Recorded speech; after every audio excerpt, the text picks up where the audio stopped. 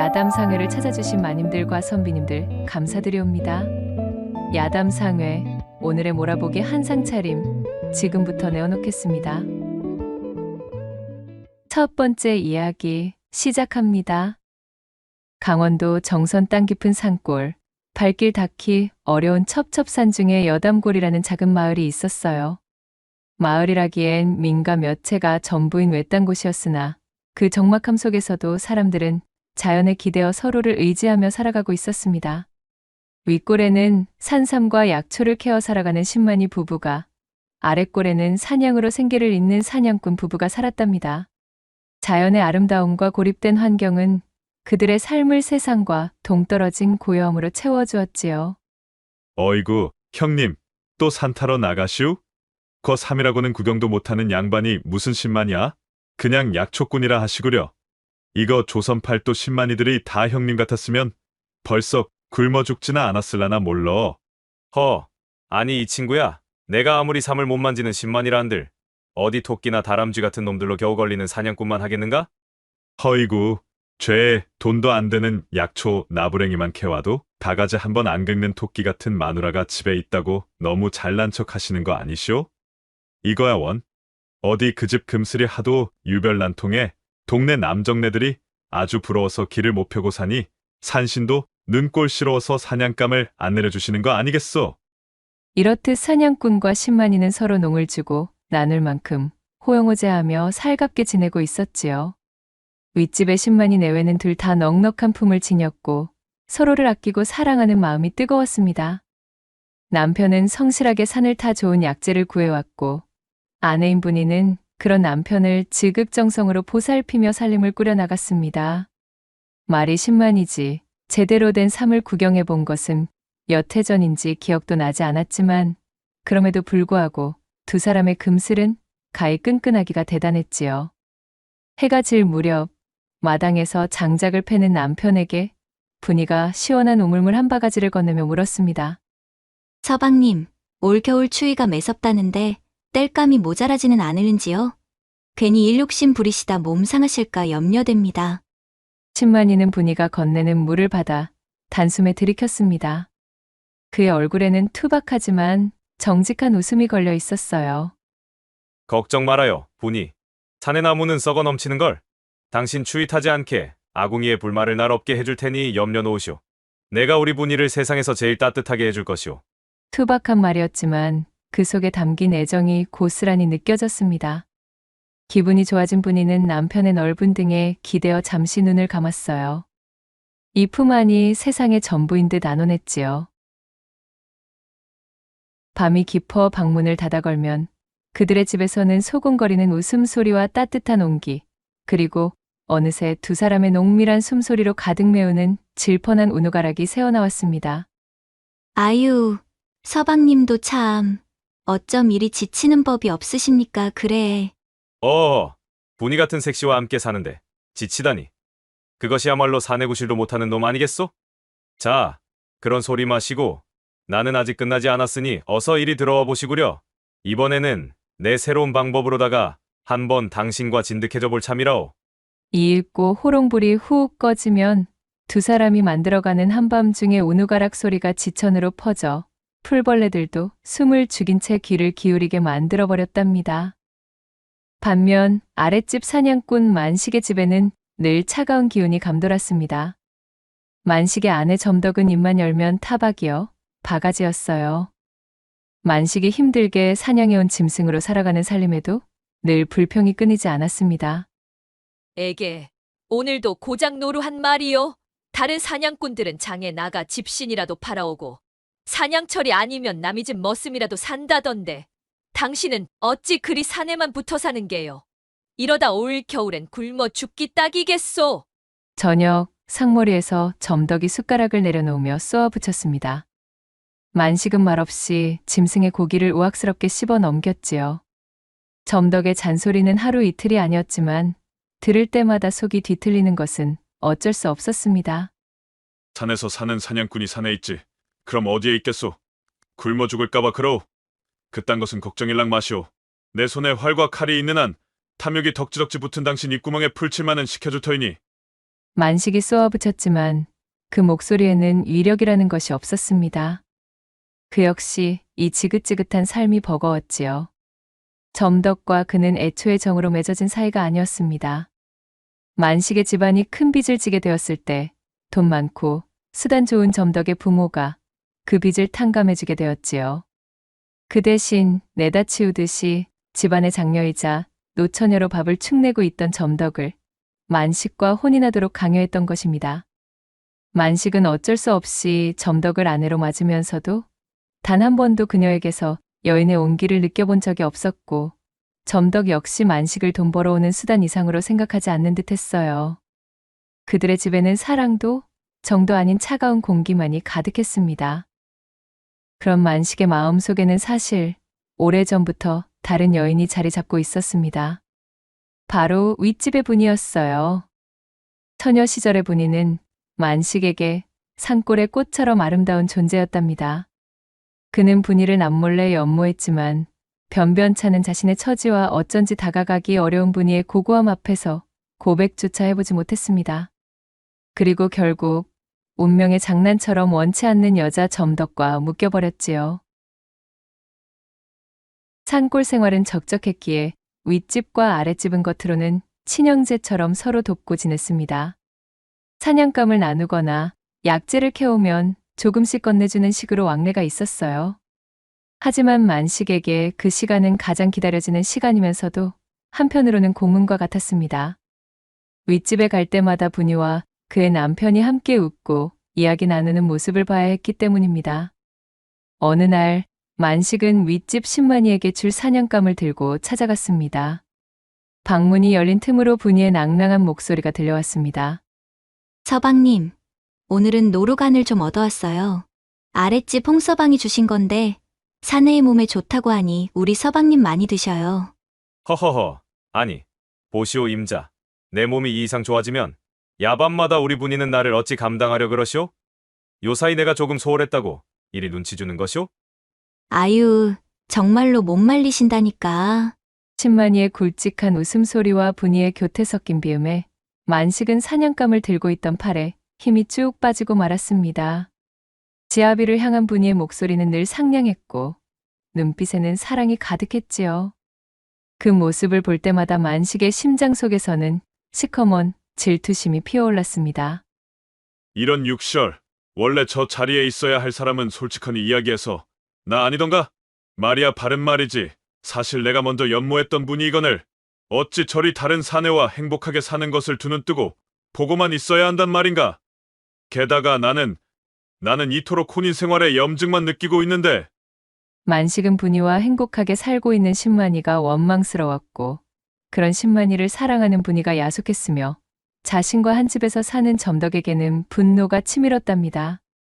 그러던 어느 날 밤, 만식은 사냥을 마치고 평소보다 늦게 집으로 돌아왔어요. 방문 앞에서 희미한 불빛이 새어나왔지만 인기척이 없었습니다. 문을 열려던 그는 안에서 들려오는 점덕의 목소리에 발걸음을 멈췄습니다. 그것은 만식에게 건네는 목소리가 아니었어요. 다시는 단 한 번도 들어본 적이 없던 너무도 부드럽고 애틋한 속삭임이었습니다. 그리고 이윽고 집안에서 웬 낯선 사내의 나직한 대답이 이어졌습니다. 아잉, 이거 봐, 석강이. 자넨 정말이지. 이런 산골짜기에서 남의 집 세경이나 받아먹고 살기엔 아까운 존재란 말이여. 이 우람한 것 좀 보라지. 이걸 그냥 놔두고 어찌 사신대? 어휴, 아지매의 그 시커먼 속은 정말 한양 그 누구를 가져다 붙여도 아니 될게요. 참으로 어쩜 그리 음탕하시오? 집안에서 들려오는 외도의 현장에 만식의 심장이 차갑게 식었습니다. 그는 조용히 문틈으로 안을 들여다보았지요. 점덕은 다른 고을에서 품팔이를 하고 있는 젊은 머슴과 함께 있었습니다. 게다가 두 사람은 만식의 이부자리 위에서 서로를 탐하고 있었지요. 만식은 숨을 멈췄습니다. 헌데 배신감보다 먼저 느껴진 것은 묘한 해방감과 번뜩이는 꾀였어요. 저 천하의 못된 것이 이제는 일말의 부부간 신이마저도 져버리는구나. 그래, 차라리 잘 되었다. 네가 그리 나와주는 덕에 나도 오히려 마음이 홀가분해져서 이젠 해치울 수 있게 되었어. 그의 눈빛이 광기로 번뜩였습니다. 우연히 맞이한 아내의 추악한 비밀은 오히려 만식에게 복수와 욕망을 동시에 실현할 수 있는 사악한 계책의 시발점이 되었어요. 아내 점덕과 다른 사내의 은밀한 만남을 확인한 그 밤, 만식의 머릿속에서는 차가운 계산이 시작되었습니다. 어느 날의 밤, 만식은 헐레벌떡 윗집 분이에게 찾아갔습니다. 그의 표정에는 걱정스러움과 당혹스러움이 가득했어요. 경수님 계시오? 문을 연 분이의 얼굴에도 이미 수심이 가득했습니다. 남편이 하루 종일 돌아오지 않아 걱정이 태산이었기 때문이었어요. 어머나, 어쩐 일이세요? 만식은 일부러 목소리를 낮추며 말했습니다. 아, 다름이 아니라 제 아내가 어제 밤부터 도통 보이질 않아서 말입니다. 어디 갔는지 혹시 아십니까? 동네 어디에도 없어서 이 밤중에 형수님께 여쭈러 왔습니다. 만식의 말에 분이의 얼굴은 더욱 창백해졌습니다. 글쎄요. 저희 집으로는 안 오셨는데 공교롭게도 저희 서방님도 어제 산에 가시고는 아직 소식이 없어요. 해가 져도 오시질 않으니 걱정이 태산입니다. 만식은 기다렸다는 듯이 놀란 표정을 지으며 말했습니다. 아니 형님도요? 두 분이 함께라. 이거 참 희한한 일이네. 어찌 된 것일까요? 만식은 의도적으로 두 분이 함께라는 말을 흘렸습니다. 분이는 그 말의 의미를 단번에 파악하지 못하고 되물었지요. 무슨 말씀이세요? 두 분이 함께라니. 만식은 잠시 머뭇거리는 척하다가 이내 말을 거두었습니다. 아, 아닙니다, 형수님. 그저 제가 괜한 생각을 했나 봅니다. 일단 제가 좀 더 수소문을 해보도록 하지요. 산이란 언제나 위험하니 말입니다. 만식은 분이를 남겨두고 곧바로 대처로 나갔다 온다며 뒤돌아섰고, 만식이 남기고 간 섬뜩한 암시는 분이의 마음속에 깊이 박혔지요. 이후로 만식은 며칠간 자리를 비웠습니다. 그리고 대처에서 돌아온 그는 점덕이가 다른 사내와 야반 도주했다는 소문이 돌더라는 이야기를 꺼냈습니다. 진만이가 사라진 것도 사실은 제 부인 점덕과 함께 도망쳤기 때문이라는 소문이 돌고 있습니다. 말도 아니 됩니다. 그럴 리가 없다는 것은 만식 씨가 더욱 잘 알고 있지 않습니까? 분이는 사색이 되어 소리쳤습니다. 하지만 마을 사람들 사이에서도 신만이와 사냥꾼 마누라가 눈이 맞아 도망쳤다는 소문이 삽시간에 퍼져나가고 있었지요. 그렇게 한 달이 지나도록 남편에 대한 소식은 없었고, 이젠 거의 기정사실이 되어버린 소문은 분이에게 청천벽력과도 같았습니다. 신만이와 사냥꾼 마누라가 눈이 맞아 도망쳤다는 소문은 불길처럼 여담고를 휩쓸었고 분이의 가슴에 비수처럼 꽂혔습니다. 매일을 남편의 무사기환을 빌고 또 빌며 그녀는 못내 귀를 닫고 소문을 무시하려 했지만 그것도 오래가지 못했어요. 분이는 사랑했던 남편이 자신을 버렸다는 배신감과 갑작스러운 상실감에 식음을 전폐하고 방에 틀어박혀 버렸어요. 남편의 부재와 소문의 무게로 분이의 작은 몸을 짓누르고 있었지요. 언제나 깨가 쏟아지는 금술좋던 집안은 깊은 정막에 잠겼습니다. 분이의 울음소리만이 간간히 집안의 고요를 찢어놓고 있었어요. 두 사람은 가을이 깊어지자 고립된 산골 마을에서 서로의 존재를 완전히 외면할 수는 없었습니다. 대처에 나가 아내의 소식을 탐문하던 만식이 돌아와 분이에게 말했습니다. 그의 얼굴에는 아내를 찾지 못한 상심과 분이를 향한 염려가 뒤섞여 있었지요. 형수님, 백방으로 수소문해보았으나 제 아내는 결국 찾지 못한 듯합니다. 어디로 숨었는지 흔적조차 없이 사라졌다는군요. 만식의 침통한 표정에 분이는 고개를 숙인 채 아무 말도 하지 않았습니다. 만식은 분이의 앙상해진 모습과 깊어진 눈매를 보며 가슴 한편에 묘한 만족감과 함께 오래 억눌렀던 연모의 감정이 뒤섞이는 것을 느꼈습니다. 형님께서는 아무래도 정말로 점덕이와 함께 나서신 것이 아니실지. 그의 조심스러운 이야기에 분이가 격하게 고개를 저으며 소리쳤지요. 아니에요. 그럴 리 없어요. 우리 서방님은 절대 그런 분이 아니세요. 그 소문은 새빨간 거짓말입니다. 분이의 목소리는 절박했습니다. 만식은 더 이상 묻지 않고 그저 묵묵히 분이의 곁에 앉아 있었지요. 그런 나날들이 하루가 가고 이틀이 가고 어느덧 속절없이 몇 달이 흘러가 버렸습니다. 그쯤 되니 만식은 서서히 분이의 생활 속으로 스며들어 있던 참이었지요. 땔감이 떨어진 것을 보고는 말없이 장작을 패서 쌓아주었고 굶고 있는 분이를 위해 사냥한 짐승의 고기로 국을 끓여 가져다 주기도 했습니다. 형수님, 한 술이라도 좀 들어보시오. 이러다 쓰러지십니다. 뭐라도 좀 드셔야지요. 그의 목소리는 부드러운 위로가 가득 담겨 있었지요. 분이는 처음에는 만식의 도움을 거부했지만 깊은 슬픔과 고독 속에서 차츰 그의 묵묵한 보살핌에 기대게 되었습니다. 추운 겨울이 여담고를 하얗게 뒤덮자 두 사람은 점점 더 서로에게 유일한 온기가 되었습니다. 눈이 펄펄 내리던 어느 밤, 만식은 술에 취한 채 분이의 집 문을 두드렸습니다. 형수님, 분이 형수님 계십니까? 문을 열어준 분이의 얼굴은 여전히 수척했지만 왠지 모르게 외로움이 가득했습니다. 만식은 비틀거리며 방 안으로 들어섰지요. 술 기운과 외로움, 그리고 분이를 향한 억눌린 욕망이 그를 재촉했습니다.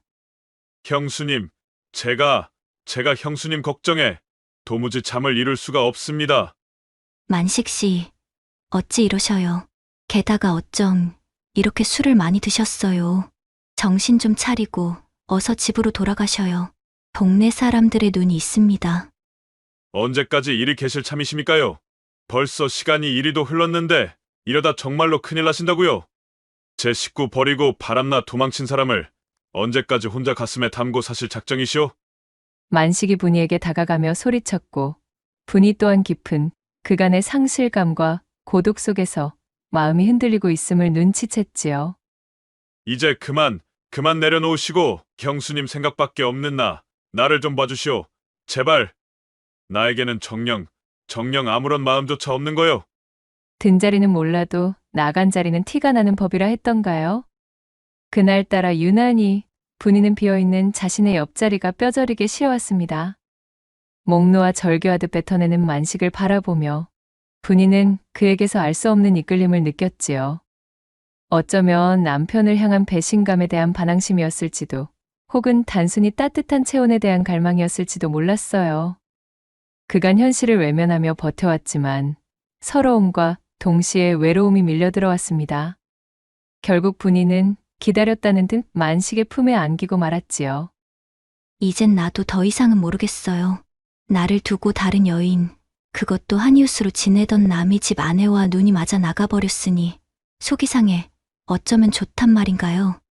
형수님, 아니 분이 이제 그런 사내는 있고 눈앞에 나를 좀 봐달라는 말이여. 사실은 내가 분이를 먼저 좋아했다는 것을 왜 몰라주나? 당신이 혼인을 하기 훨씬 이전부터 나는 분이 너만을 좋아해왔단 말이여.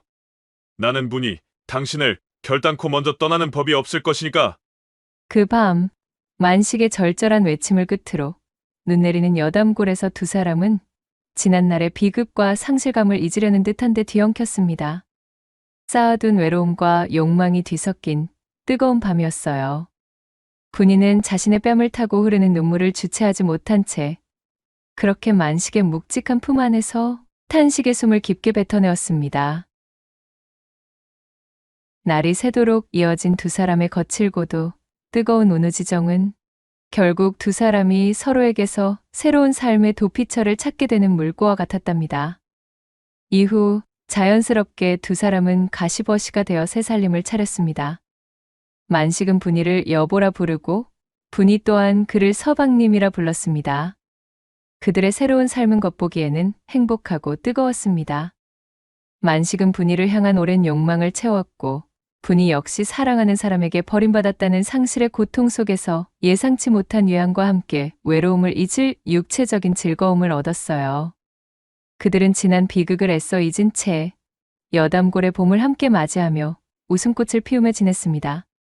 하지만 분이는 얼마 지나지 않아 자신에게 찾아온 이 두 번째 행복이 실은 끔찍한 진실 위에 세워진 모래성일 뿐이었다는 것을 알게 되었습니다.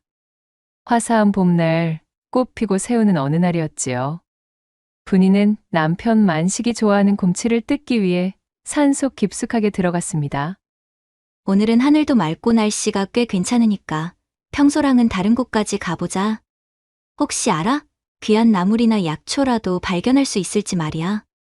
그날따라 무슨 바람이 불었는지 따뜻한 봄볕 아래 행복한 마음으로 산나물을 뜯으며 그녀는 점점 더 산속 깊이 들어가기 시작했지요. 그렇게 얼마나 들어왔을까요? 한창 채취에 열중하던 그녀의 눈앞에 어느 바위 틈새와 풀숲 사이에 처박혀 있는 무언가가 들어왔습니다. 어머, 저게 무엇이? 이상하게 여겨 가까이 다가갔던 분이는 그만 그곳에 놓여있는 시신을 발견하고는 경악하며 엉덩방아를 찧었지요. 너무 놀라 비명도 나오지 않고 덜덜 떨고 있으려는데 시신의 형체가 어째 낯설지가 않았습니다. 마른 침을 삼키고 용기를 내어 다가가 보니 세상에나 이럴 수가요.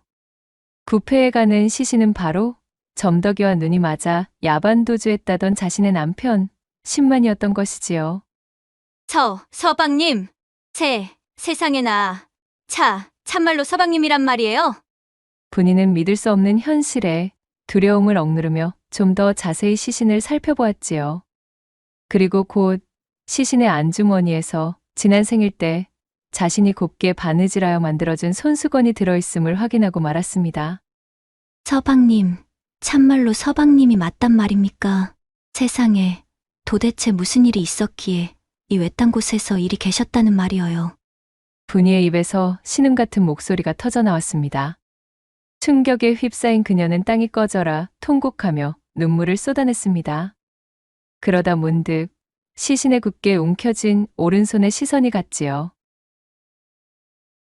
서방님, 무엇을 쥐고 계시기에 이리도 힘껏 마치 한이라도 맺힌 듯이 손을 꽉 움켜쥐고 계신답니까? 눈물을 닦아낸 분이는 손을 털고 시신의 오른손가락을 천천히 펴보았습니다. 그러자 그 안에서 낡은 단추 하나가 툭 떨어지는 것이었어요. 어쩐지 상당히 익숙한 모양새의 단추였습니다. 그녀는 퍼뜩 어떤 생각에 미쳤고 시신의 주변을 잘 정돈하여 숨겨둔 뒤 단추를 들고 허겁지겁 집으로 돌아왔지요. 분이는 방문을 벌컥 열어젖히고 만식이 지난 가을 자주 입었던 낡은 조끼를 꺼내보았습니다. 조끼에는 단추가 몇 개 달려 있었는데 맙소사 그중 하나가 떨어져 있는 것이었어요. 설마, 아니겠지. 그녀는 벌벌 떨리는 손가락으로 조끼에 남은 단추와 남편 손에서 나온 단추를 가져다 대보았습니다. 그리고 결과는 역시나였지요. 단추는 완벽하게 일치했어요. 끔찍한 진실이 분이의 머릿속을 강타했습니다. 자신에게 거짓을 고하고 자신의 지아비를 점덕과 눈이 맞아 야반도주를 감행한 몹쓸 위인으로 만든 사람. 자신의 남편을 저토록 참담한 몰골로 버려둔 범인은 바로 지금 자신의 곁에 있는 사냥꾼 만식이라는 것 말이지요. 내가 참으로 미쳤었구나. 이런 일이 있는지도 모르고 내가 지아비를 죽인 원수와 함께 지낸 것도 모자라 밤마다 그와 살을 섞고 정까지 통했다니. 밀려드는 충격으로 분이는 혼절할 듯 방바닥에 실신했고 그렇게 오장육부를 다 쏟아낼 듯 절규하고 목 놓아 울음을 터뜨렸지요. 온몸의 수분이 다 쥐어짜질 만큼 울고 또 울었을 때 분이의 슬픔은 곧 차가운 분노와 복수심으로 서서히 뒤바뀌어 있었습니다. 그때 마침 만식이 사냥을 마치고 집으로 돌아왔습니다. 그는 분이의 얼굴에 떠오른 차가운 표정과 그녀의 손에 들린 단추, 그리고 바닥에 놓인 조끼를 보고는 가슴이 철렁 내려앉고 말았습니다. 분이, 당신 설마? 만식은 그녀가 모든 것을 파악했음을 직감했지요. 더 이상 숨길 수 없음을 깨달은 만식은 그 자리에 무릎을 꿇었습니다. 곧이어 만식의 입에서 울음 섞인 고백이 터져 나왔답니다. 다 내 잘못이오. 분이가 상상하는 것이 맞소. 내가 그만 형님을 그리 만들고 말았다오. 내 당신을 너무나 연모하고 있었기에, 그랬기에 형님과 당신이 행복한 꼴을 두고 볼 수가 없어. 나도 모르게 이런 일을 벌이고 말았다는 것이오. 눈물 범벅이 된 만식은 오랜 기간 묻어둔 진실을 실토하기 시작했지요. 때는 거슬러 올라가 만식이 평소보다 늦게까지 사냥을 하다 집으로 돌아와 점덕과 이웃고을 머슴이 붙어먹는 것을 알아차린 시기였습니다. 아내의 부정을 확인한 이후로 만식은 며칠간 점덕의 동태를 살폈습니다. 그녀가 언제 어디서 그 머슴을 만나는지 알아내기 위해서였어요.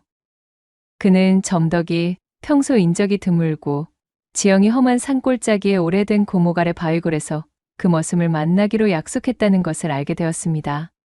그곳은 발을 잘못 디디면 낭떠러지로 추락하기 쉬운 위험한 곳이었기에 오히려 인적이 드물어 미래를 즐기는 남녀의 방문이 종종 있어 오던 곳이었지요.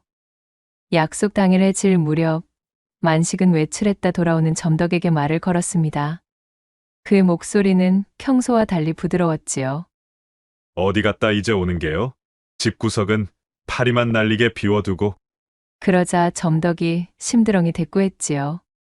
흥, 당신 돈벌이도 시원찮은데 나까지 집에 붙어 앉아 있어야 하오? 이래저래 볼 일이 있어 잠깐 나갔다 왔소?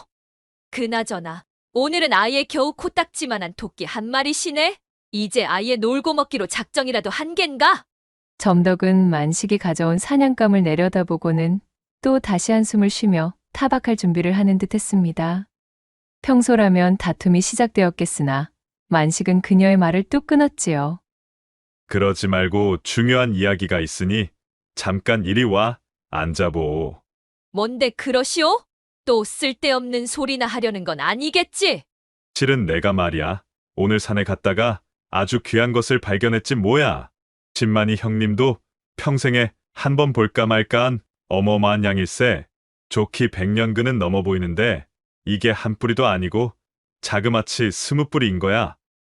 이걸 그대로 캐서 돌아오던 중에 아무리 보아도 이 시간에는 신만이 형님과 무조건 마주치겠다 싶어서 아무도 모르는 곳으로 우회에 숨겨두었다는 거 아니겠어?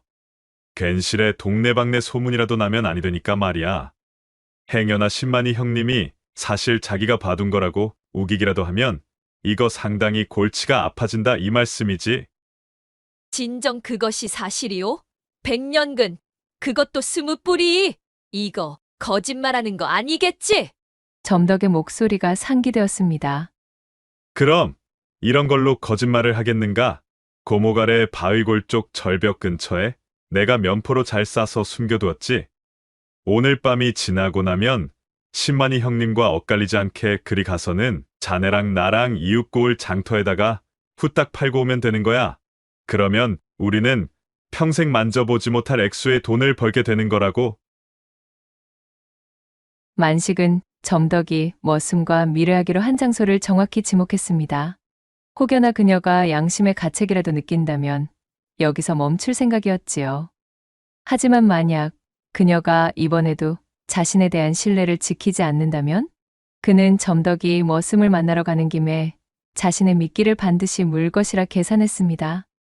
점덕은 잠시 갈등하는 듯 보였지요.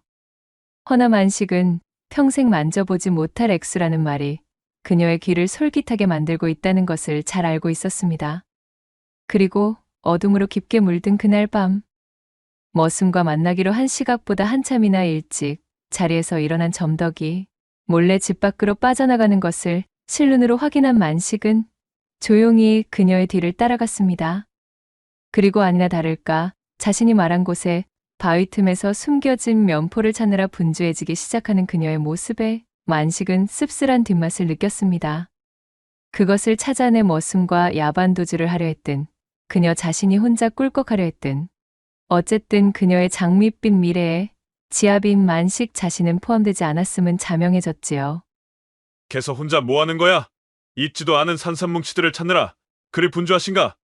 에그머니나, 여보! 당신이 이 시간에 어떻게 여기에? 소스라치게 놀란 점덕의 목소리에는 놀라움과 경계심이 뒤섞여 있었어요. 만식은 아무 대꾸 없이 차가운 눈빛으로 점덕을 바라보았습니다. 그는 이제 일말의 가책조차 느끼고 있지 않았지요.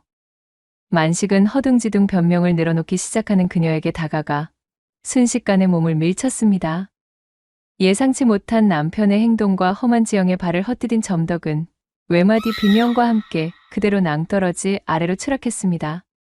만식은 점덕의 마지막 순간을 확인하고는 차가운 얼굴로 돌아섰어요. 그녀의 죽음에 대한 책임은 머슴에게 덮어씌우면 될 일이었으니까요. 아내를 처리한 만식은 곧바로 윗집 신만이에게로 눈을 돌렸습니다. 분위를 완전히 차지하기 위해서는 신만이가 사라져야만 했습니다.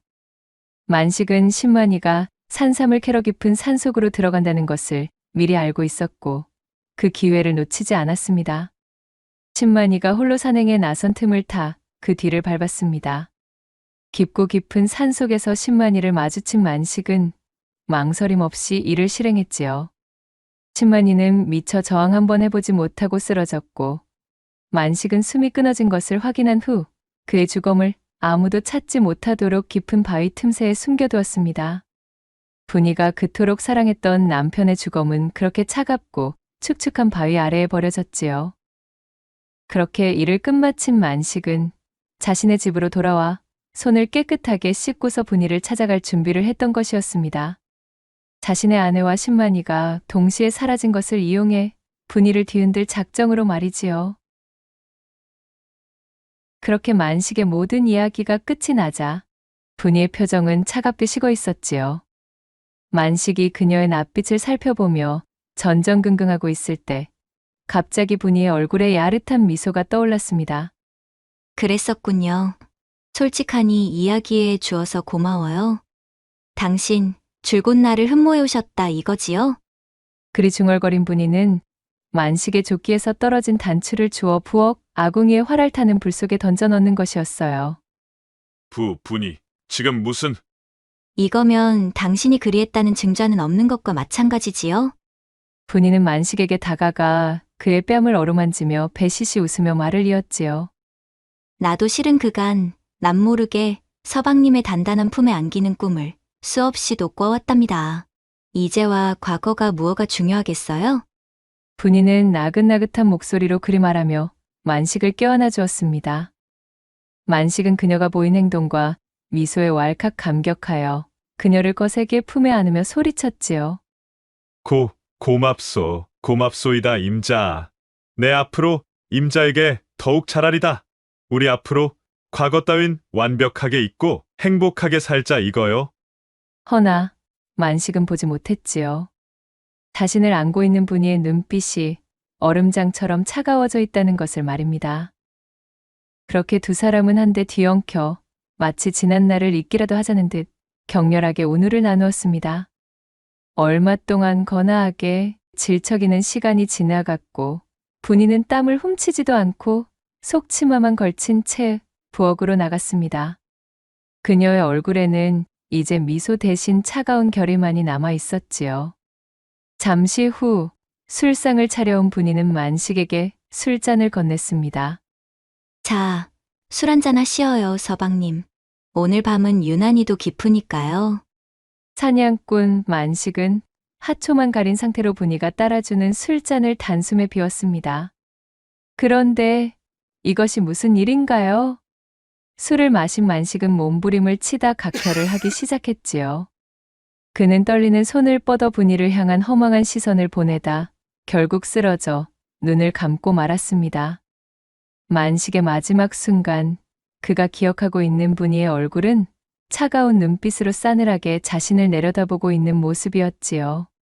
다음 날 아침 분이는 산속으로 들어가 신만이 남편의 시신을 정성 들여 수습했습니다. 외롭게 부패하고 있었던 시신 앞에서 분이는 또 한 번 오열하고 말았지요. 참으로 미안하고 송구합니다, 서방님. 당신을 이리 찬바닥에 눕혀놓고 아무것도 모른 채 당신만 원망하며 살았다니. 그러고도 제가 어찌 감히 당신의 반려였다 할 수가 있으며 또한 당신을 그리워한다 말할 수가 있을까요? 이제라도 편히 눈을 감고 좋은 곳으로 가셔요. 그녀는 신만이의 시신을 정성껏 땅에 묻고 술을 따라 재를 올리며 추모를 마쳤지요. 남편에게 마지막 작별을 고한 그녀는 집으로 돌아와 만식의 시신도 수습했습니다. 지아비를 죽인 원수이지만 동시에 자신에게 짧은 시간이나마 다른 형태의 애정을 주었던 또 하나의 지아비였던 것을 분이 역시 알고 있었습니다. 자, 당신 역시도 이제는 편히 눈을 감고 좋은 곳으로 가시란 말은 드리지 못하겠으나 그간 나를 위해 정성을 다해준 일만은 잊지 않겠습니다. 분이는 만식의 시신 또한 양지 바른 곳에 묻고 그 앞에 술을 따랐습니다. 모든 일을 마친 분이는 비극과 모든 악몽의 흔적을 완전히 불태워 없애려는 듯 자신의 집과 만식의 집 모두에 불을 놓았습니다. 마른 나무와 짚은 삽시간의 불길에 휩싸였고 시뻘건 불길이 첩첩산 중 밤하늘을 밝게 물들였지요. 분이는 불타는 여담고를 뒤로하고 홀로 산길을 걸어 어디론가 종적을 감추었습니다. 그녀가 떠난 이후 신만이의 무덤과 사냥꾼 만식의 무덤에는 각기 다른 색의 꽃이 피어올랐는데 후세에 들어 사람들은 그 꽃의 줄기들이 분이가 떠난 방향을 향해 휜다하여 함부로 그 꽃을 꺾지 않았다는 후문이 전해지고 있사옵니다. 두 번째 이야기 시작해 볼게요. 옛날 옛적 서산 너머로 니엇니엇 해가 기울어가는 초저녁 고향으로 돌아온 서대감의 기와집 마당에는 벌써부터 땅거미가 스멀스멀 내려앉고 있었습니다. 세월의 두께가 고스란히 내려앉은 고졸한 기와집은 한때 종이품 참판의 위세를 담았던 곳이라기엔 소박하기 그지없었으나 대감의 강직한 성품처럼 단정하고 군더더기 없는 모습이었지요. 처마 끝에 매달린 풍경만이 간간히 부는 저녁 바람에 몸을 맡겨 청명하게 맑은 소리를 낼 뿐 인적 드문 집안은 깊은 정적에 잠겨 있었답니다. 일찍이 조정에서 높은 벼슬을 지냈던 서대감이었지만 올곧은 성정 탓에 권력의 부침 속에서 스스로 벼슬을 내려놓고 속절없이 낙향한 지도 벌써 여러 해가 흘렀습니다. 화려했던 지난날의 영화는 이제 빛바랜 기억으로만 남았으며 지금 그에게 남은 것은 부인과 사별한 후 홀로 키워온 아들 하나와 적막한 고택뿐이었지요. 아내가 세상을 등진 지도 어느덧 강산이 한번 변할 세월이 흘렀어요. 텅 빈 안채의 싸늘함은 시간이 흘러도 쉬이 가시지 않았으며 밤마다 깊은 외로움과 사별한 부인에 대한 그리움으로 뒤척이는 날이 참으로 많았습니다. 더구나 그는 벼슬에 있을 때나 낙향한 지금이나 청렴함을 미덕으로 삼아 사사로이 재물을 탐하지 않았던 터라 그의 살림살이는 전직 참판대감의 것이라기엔 너무도 빠듯했답니다. 사정이 이러니 홀로 지낸 시일이 쌓인 사내에게 남은 것이라고는 그의 어깨에 내려앉은 스산한 기운뿐이었지요. 어느덧 지천명을 훌쩍 넘겨 50 중반에 이른 나이. 주변에서는 더러 재혼을 권하는 이들도 있었습니다만 서대감은 그럴 때마다 손사래를 치며 염치 없는 일이라 여겼어요. 이 나이에 새로이 부인을 맞는다는 것이 어쩐지 부끄럽고 민망하게 느껴졌던 것입니다. 하지만 속마음까지 그러했던 것은 아니었지요. 홀로 지내는 세월이 길어질수록 외로움은 그림자처럼 그를 따라다녔고 풀리지 않는 번민의 밤잠을 설치는 날들이 늘어만 갔습니다. 잠 못 드는 밤이 길어지니 낮에는 몸이 천근만근 무겁고 피로가 가시지 않는 것은 당연지사. 그의 얼굴에는 수심이 깊어졌으며 눈밑은 퀭하니 꺼져가고 있었습니다. 한때 조정의 중신으로서 호령하던 기계는 간데없으며 이제는 그저 고독과 시름에 지친 늙은 사내의 모습만이 거울 속에 비칠 뿐이었지요. 그날도 서대감은 밀려드는 피곤함을 이기지 못하고 사랑채 돛돌에 걸터앉아 깜빡 졸음에 빠져들었습니다. 꿈결인지 현실인지 모를 어슴푸레한 의식 속에서 그는 문득 자신을 흔들어 깨우는 인기척을 느꼈어요. 무거운 눈꺼풀을 힘겹게 들어 올리자 눈앞에는 뜻밖의 얼굴이 서 있었습니다. 바로 옛 친우 홍대감이었답니다. 낙향한 후 근동에 아는 이 하나 없어 적적했던 터에 옛벗의 방문은 가문 끝 단비처럼 반갑기 그지없었습니다. 아니, 이게 누구신가? 홍승지 아니신가? 서대감은 저도 모르게 반가움에 목소리를 높였습니다. 허허, 서참판 오랜만이구려. 명색이 선비의 근간을 둔 반가의 귀인께서 대낮부터 이리 졸고 계시면 어쩐다는 말이신가? 혹 무슨 근심거리라도 있으신 겐가? 홍대감은 너털웃음을 지으며 서대감의 어깨를 툭 쳤답니다. 아니세. 그저 요사이 밤잠을 설쳐서 그러이. 자, 이럴 것이 아니라 어서 안으로 드시게나. 서대감은 멋쩍게 웃으며 친구를 안으로 안내했습니다. 오랜만에 만난 두 벗은 회포를 풀며 시간 가는 줄 몰랐어요. 하지만 홍대감의 눈에는 친구 서대감의 얼굴에 들이운 깊은 그늘이 선연히 보였습니다. 예전의 총기와 활력은 희미해졌으며 고단함과 외로움만이 그 자리를 대신하고 있는 듯 했지요. 친구의 안색을 살피던 홍대감은 안타까운 마음을 누르며 조심스레 사담을 건네기 시작했어요. 그저 노쇠한 두 명의 벗 사이에는 오랜 우정의 따스함과 함께 서대감을 걱정하는 홍대감의 염려 어린 눈빛만이 무르익고 있었습니다. 서대감의 모습을 마주한 그 이후로 홍대감은 벗의 외로움을 덜어주려는 듯 틈만 나면 서대감의 집을 찾았지요. 두 늙은 벗은 술잔을 기울이기도 하고 바둑을 두기도 하며 소일했습니다. 하지만 그런 홍대감의 노력에도 친우인 서대감의 모습은 날이 갈수록 수척해져만 갔어요. 밤잠을 이루지 못하는 날이 늘어나니 낮에는 꾸벅꾸벅 조는 일이 잦았고 안색은 더욱 어두워만 졌습니다. 도대체가 끼니는 제대로 챙겨 먹기는 하는 것인지 또한 아들의 교육은 어찌하고 있는지 홍대감의 염려는 깊어만 갔습니다. 여보시게, 서참판. 나랑 잠깐 이야기 좀 나누시게나. 어느 날 마주 앉아 술잔을 나누던 홍대감이 보다 못해 입을 열었지요. 내 그간 자네를 쭉 지켜보았는데 대체 언제까지 이리 홀로 지낼 셈인가? 내 이런 말까진 하지 않으려 했네만 지금 자네의 꼬락서니를 좀 보시게나. 자네는 이제 예전에 그 조정을 호령하던 나이가 아닐세. 몸도 돌보아야 하고 하나뿐인 자식 녀석 앞길도 생각해야지. 상처한 지도 벌써 이리 오래되었으니 이제 그만 새로이 혼사를 고려해보는 것이 어떻겠는가? 서대감은 들고 있던 술잔을 조용히 내려놓았습니다. 친구의 진심 어린 걱정은 고마웠으나 마음 한편이 씁쓸했지요. 허허, 홍승지, 자네마저 그런 말을 하는가? 내 이미 50를 넘긴 지 오래일세. 이 나이에 어느 처자가 늙수그레한 호라비에게 시집을 오려 하겠는가?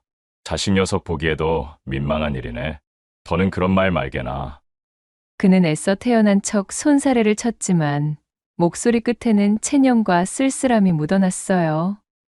예전 같으면 호통이라도 쳤을 법한 강직한 성품도 세월과 고독 앞에 많이 무뎌진 듯 했지요. 하지만 홍대감은 물러서지 않았습니다.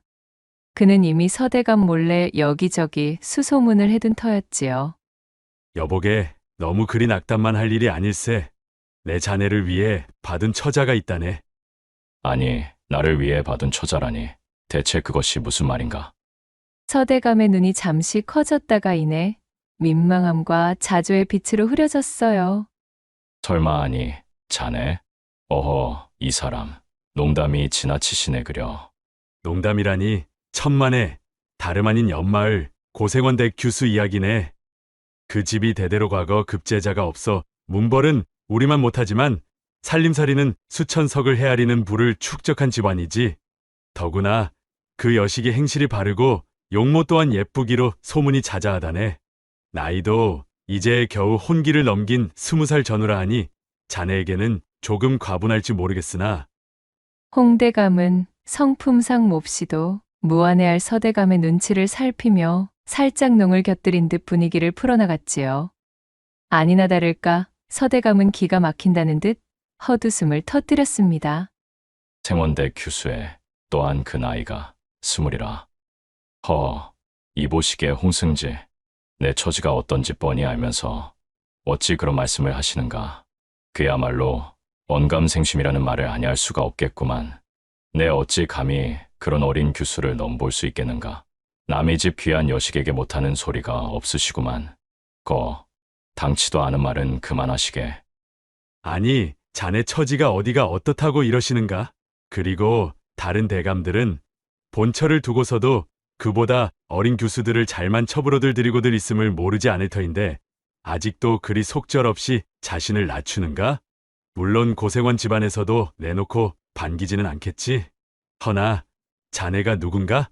한때 참판을 지낸 몸 아닌가? 거기에다 그 집안이 돈은 많아도 대대로 벼슬길이 막혀 늘 그것을 한스러워한다네. 그러니 자네 같은 명망 있는 이와 사돈을 맺는다면 가문의 격을 높일 절호의 기회라 여길 수도 있지 않겠는가?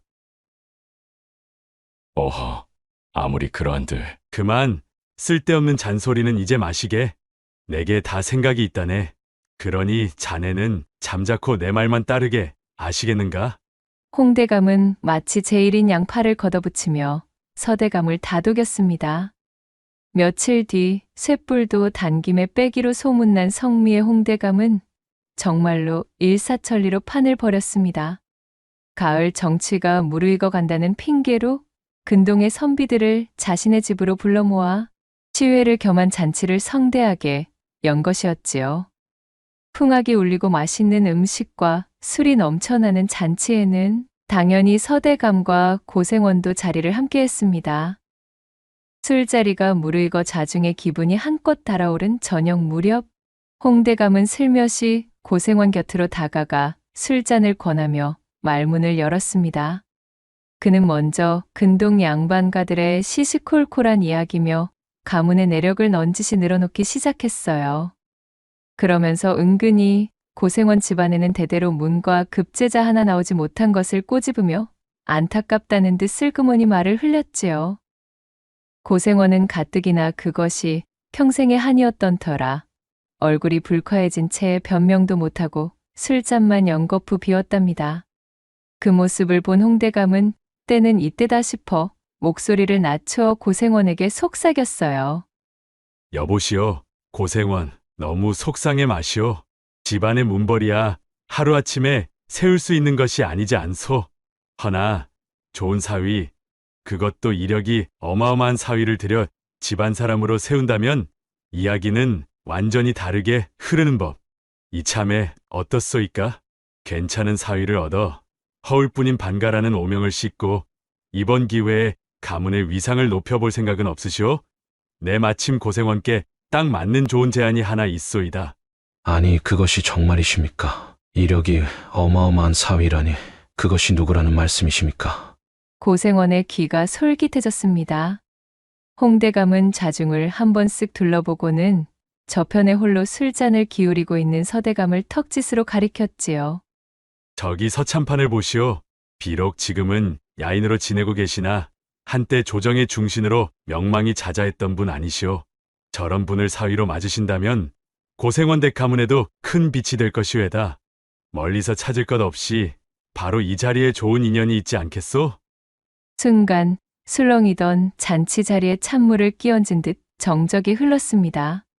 주변에 앉아있던 선비들은 홍대감이 술김에 망령이라도 든 것인가 하여 서로 눈치만 살폈고 멀찍이서 제게 쏠리는 겸연쩍은 분위기를 읽은 서대감은 얼굴이 홍당무처럼 붉어져 어쩔 줄 몰라 했어요. 가장 놀란 것은 고생원이었답니다. 그는 술 기운이 확 달아나는 것을 느끼며 잠시 말을 잇지 못했습니다. 참판을 지낸 서대감과 사돈을 맺는다는 것은 가문의 영광임이 분명했으나 예전의 명성과는 어울리지 않게 초라해진 그의 많은 나이와 수척한 행색이 마음에 걸렸지요. 잠시 깊은 생각에 잠겼던 고생원은 이내 홍대감에게 말했습니다. 저 일단 혼인은 일륜지대사라 하였으니 이 자리에서 저 혼자 결정할 사안은 아닌 듯 싶습니다. 우선은 저희 집사람과 상의부터 좀 해본 이후에 확답을 드릴 수가 있을 것 같습니다. 그렇게 그날 밤 집으로 돌아온 고생원은 부인에게 홍대감의 제안을 조심스레 털어놓았어요. 그러나 부인의 반응은 싸늘하다 못해 얼음장 같았답니다. 아니 여보, 지금 제정신이신 겁니까? 그놈의 문벌, 아주 그만 좀 하셔요. 그것이 어디 쌀밥이나 먹여주냐는 말입니다. 우리가 지금 사는 것에 부족함이 없고 누구나 우리의 가세를 부러워하고 있거늘. 대관절 무엇이 아쉽다 하여 그 늙고 가난한 호라비에게 우리 귀하디 귀한 딸을 해치우듯 넙죽 던져주란 말씀이에요? 어허, 부인, 네, 물론 당연히 그런 마음을 이해는 하지만 부인도 알지 않습니까? 사람들이 우리 집안을 보고 문과급제자 하나 나오지 못한 집안에서 돈푼으로 떵떵대는 꼴이 참으로 비루하다며 두고두고 입방하여 올리고 있다는 것을 말입니다. 그 사람 그저 일개의 가난한 호라비로 치부할 사람은 아닙니다. 참판의 자리를 역임한 사람이란 말이죠. 아, 글쎄, 참판이고 참판아랩이고 뭐가 됐든 간에 여식의 앞길을 팔아 문벌 사위를 집안에 들인다 하여 여지껏 부족함 없이 먹고 마시던 우리 인생의 꽃길이라도 펼쳐진다 합디까? 저는 이미 수십 리 밖에 사는 부잣집 도령들과 온담을 주고받는 중이란 말입니다. 허니 다시는 그런 얼토당토하는 소리 마셔요.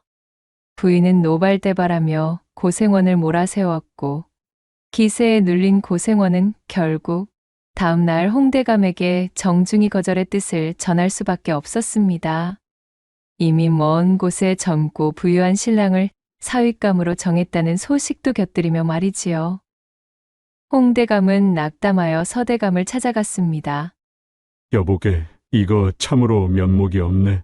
고생원 댁에서 이미 다른 혼처를 정했다는구먼. 서대감은 씁쓸하게 웃으며 말했어요. 내 그럴 줄 알았네. 그게 당연한 반응이지를 않겠는가. 애당초 분수에 맞지 않는 욕심이었지. 괜히 자네만 애쓰게 만들었구먼. 괜찮네. 이제 그만 잊으시게. 그는 담담하게 말했지만 한편으로는 마음속 저편에서 한가닥 품었던 기대가 실망으로 바뀌는 것을 느꼈지요. 역시 자신 같은 늙은 호라비에게는 봄날 같은 인연은 허락되지 않는 모양이라며 그는 속으로 되뇌이고는 자조 섞인 미소를 흘렸습니다. 그렇게 서대감은 고생원 댁과의 혼담이 무산된 것을 애써 담담히 받아들이며 다시금 적막한 일상으로 돌아갔습니다. 세월은 무심히 흘러 어느덧 한 달이라는 시간이 훌쩍 지났지요. 한편 고생원 댁에서는 마침내 여식의 혼례날이 밝았어요. 그야말로 마을이 떠들썩한 잔치 분위기였습니다. 곱게 단장한 신부는 수줍은 얼굴로 신랑이 오기만을 기다리고 있었고 고생원 내외는 딸의 앞날을 축복하며 분주히 손님들을 맞이하고 있었습니다. 하지만 이것이 어찌된 일인지 약조된 시간이 훌쩍 지나도록 먼 길을 온다던 신랑은 감감무소식이었어요. 처음에는 길이 멀어 늦는가 보다 여겼던 사람들의 얼굴에도 점차 초조함과 불안감이 서리기 시작했습니다. 해는 중천을 넘어 서서히 기울어 가는데 진작에 도착했어야 하는 신랑의 행렬은 코빼기도 보이지 않았지요. 고생원 내외의 속은 새까맣게 타들어갔습니다. 고생원의 머릿속에서 온갖 불길한 예감이 스치고 있었어요. 설마 오는 길에 무슨 변고라도 생긴 것은 아닐까? 정말로 만약에 그런 불상사가 일어났다면 이대로 딸아이가 혼례도 치우지 못하고 파혼이라도 당하면 어찌하나. 이미 초래천까지 성대하게 차려놓은 마당에 이 일을 어찌 수습해야 할지 눈앞이 캄캄했습니다. 웅성거리던 하객들 사이로 술렁임이 파도처럼 번져나가던 바로 그때였어요. 멀리서 흙먼지를 일으키며 몇몇 인형이 황급히 달려오는 것이 보였답니다. 바로 신랑 측에서 보낸 청지기와 하인들이었지요. 그러나 그들의 낯빛은 잔치에 참여하려던 사람들의 모습과는 걸맞지 않게 몹시 초췌하고 다급해 보였습니다.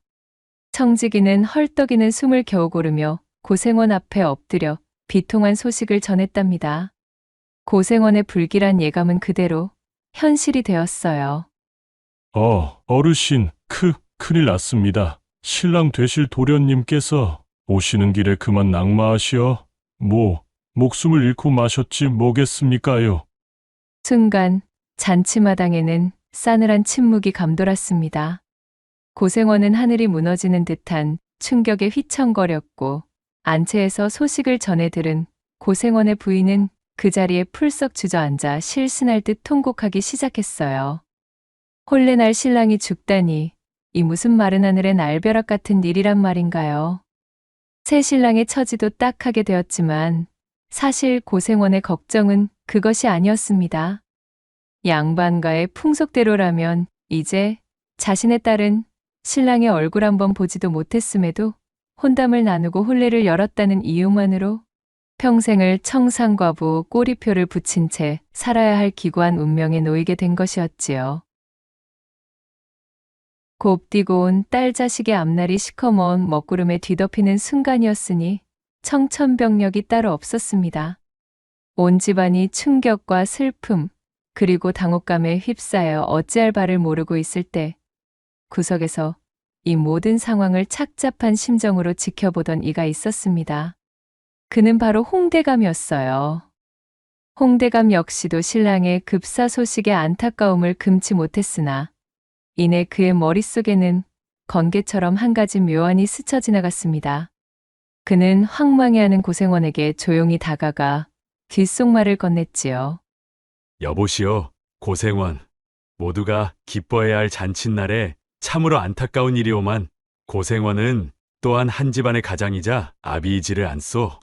여식이 당장의 청산과부로 혼사당일에 지아비를 잡아먹은 과부 귀신이 붙었다는 소리가 도는 것만은 막아야지요. 사람들의 수군거림 속에서 한평생을 살게 생겼는데 이리 넋을 놓고 가만히 있을 수만은 없지 않겠냐는 말이오. 어차피 일이 이미 이렇게 되었으니 마을 사람 입방아에 오르내리는 것은 피할 수 없을 것이오.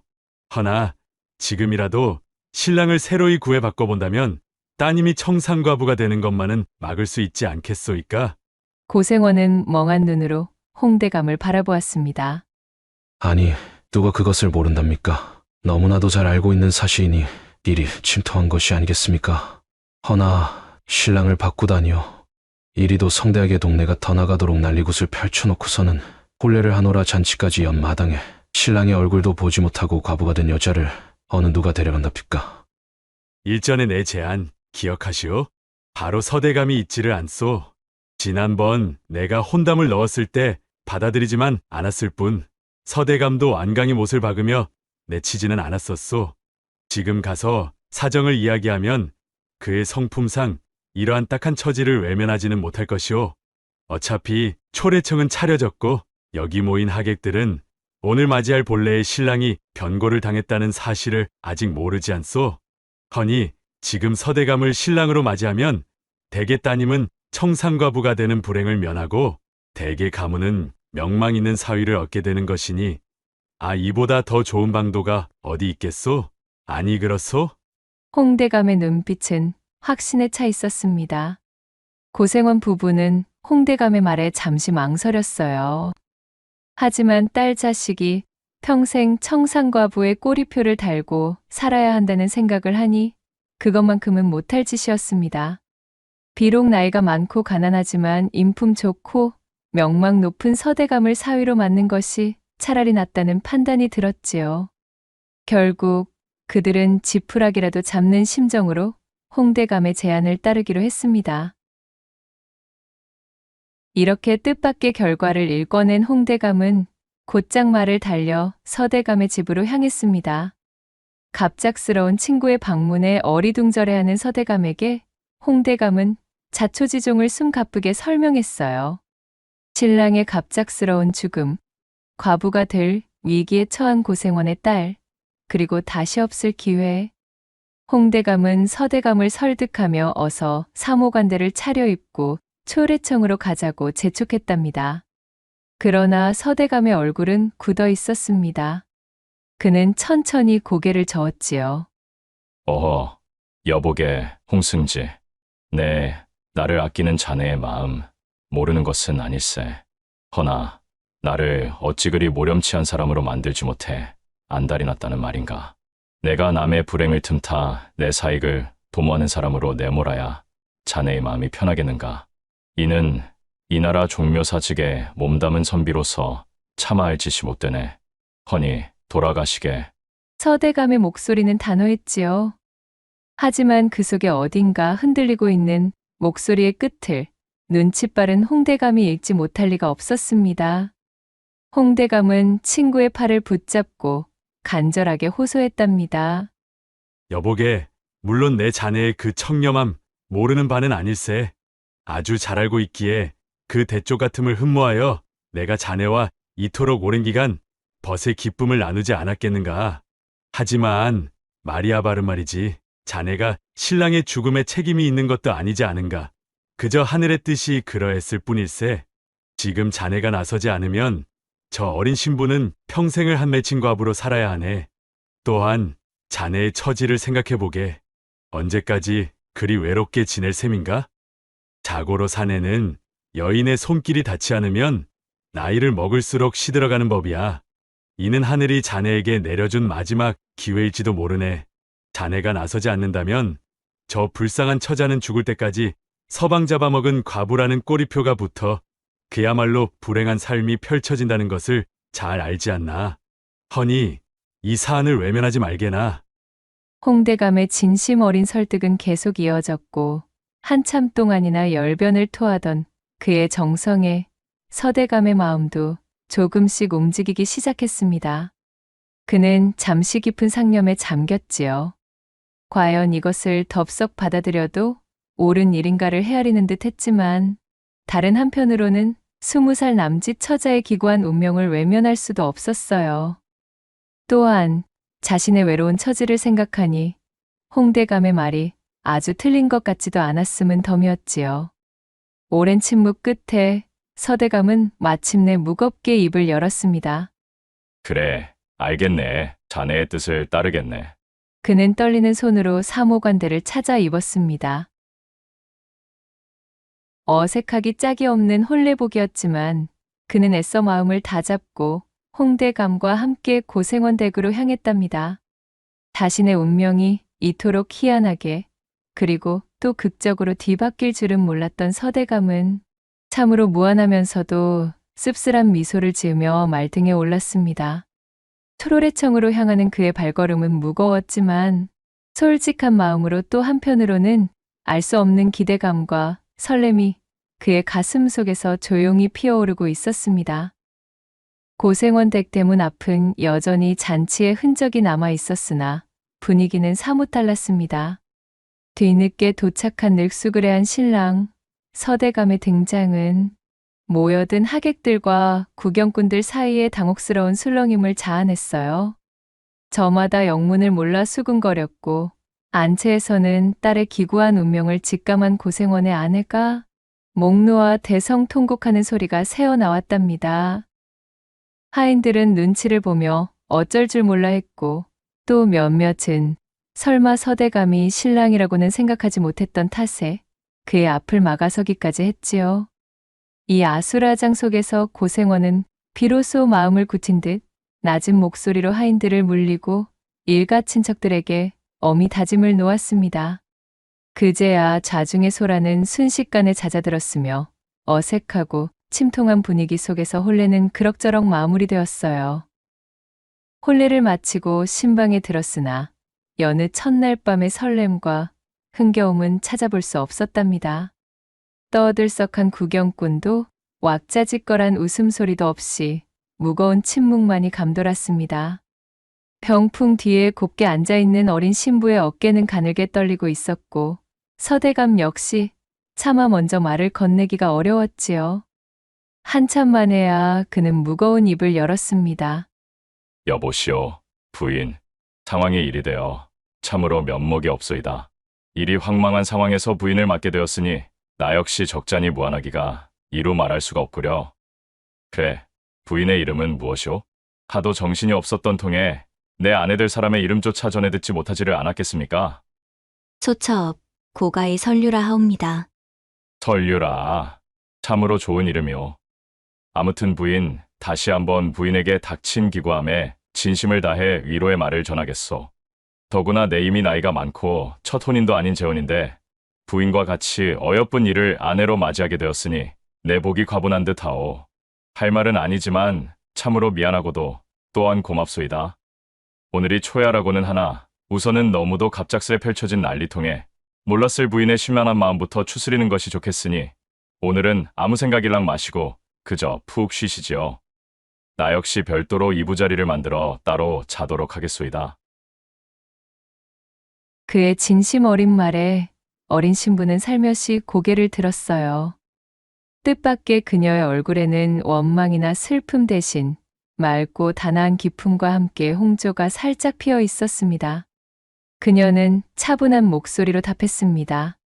아니옵니다. 물론 처음에는 놀랍고 슬픈 마음 금할 길이 없었사오나 이 또한 하늘의 뜻이 아니겠는지요.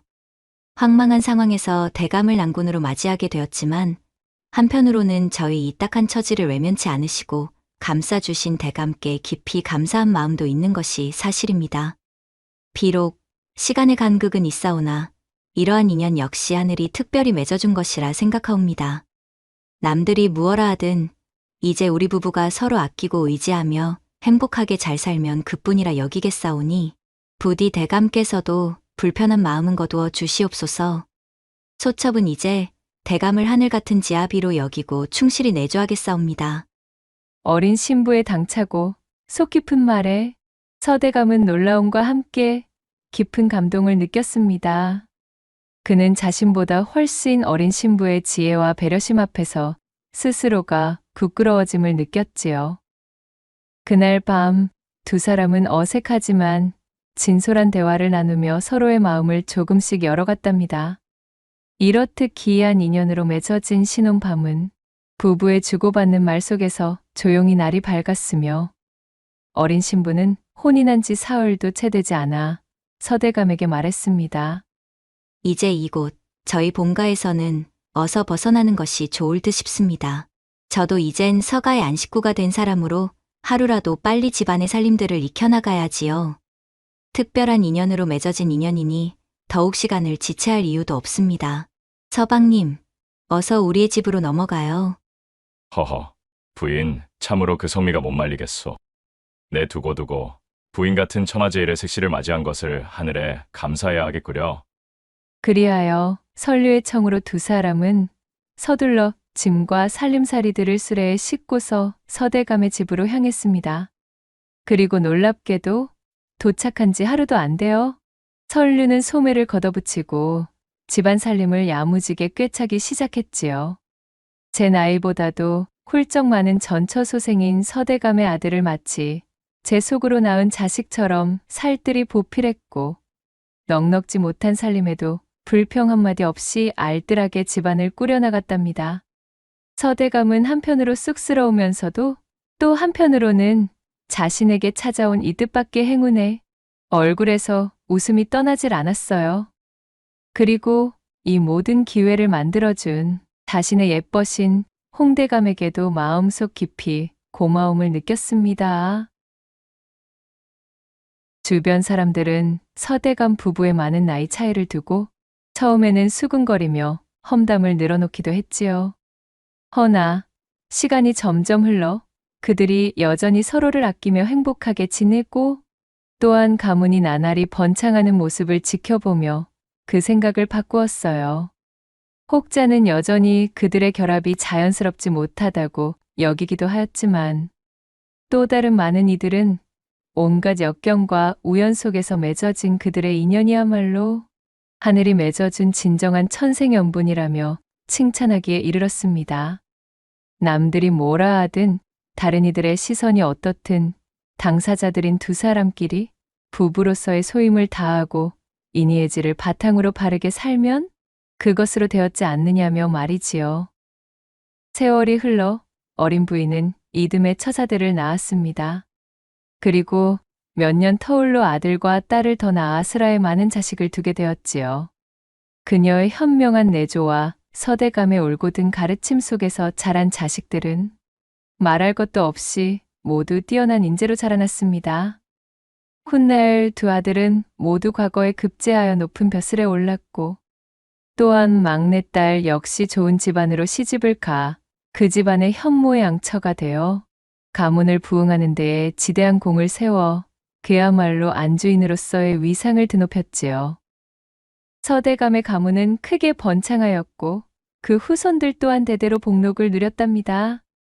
후세에 전해지기를 서대감과 아들 그리고 그 손자까지도 무려 3대가 정의품 이상의 문관을 역임한 가문에 주어지는 영예인 기로소에 드는 큰 명예를 얻게 되었습니다. 기로소는 조선시대에 관직에서 물러난 문신들을 예우하기 위해 설치한 관청으로 국가 원로 예우를 위한 명예 기구였지요. 이는 서대감이 홀로 외롭게 지낼 때는 감히 상상조차 할 수 없었던 가문의 경사였습니다. 서대감은 이 모든 행운과 행복이 곤경에 처한 자신을 외면하지 않았던 친구 홍대감의 도움과 어린 나이에도 지혜롭게 가정을 일으킨 젊은 부인 설류의 덕분이라 여기며 평생을 감사하는 마음으로 살았습니다. 그는 홍대감과 오래도록 깊은 우정을 나누었으며 그 인연은 후손들에게까지 이어졌다고 전해집니다.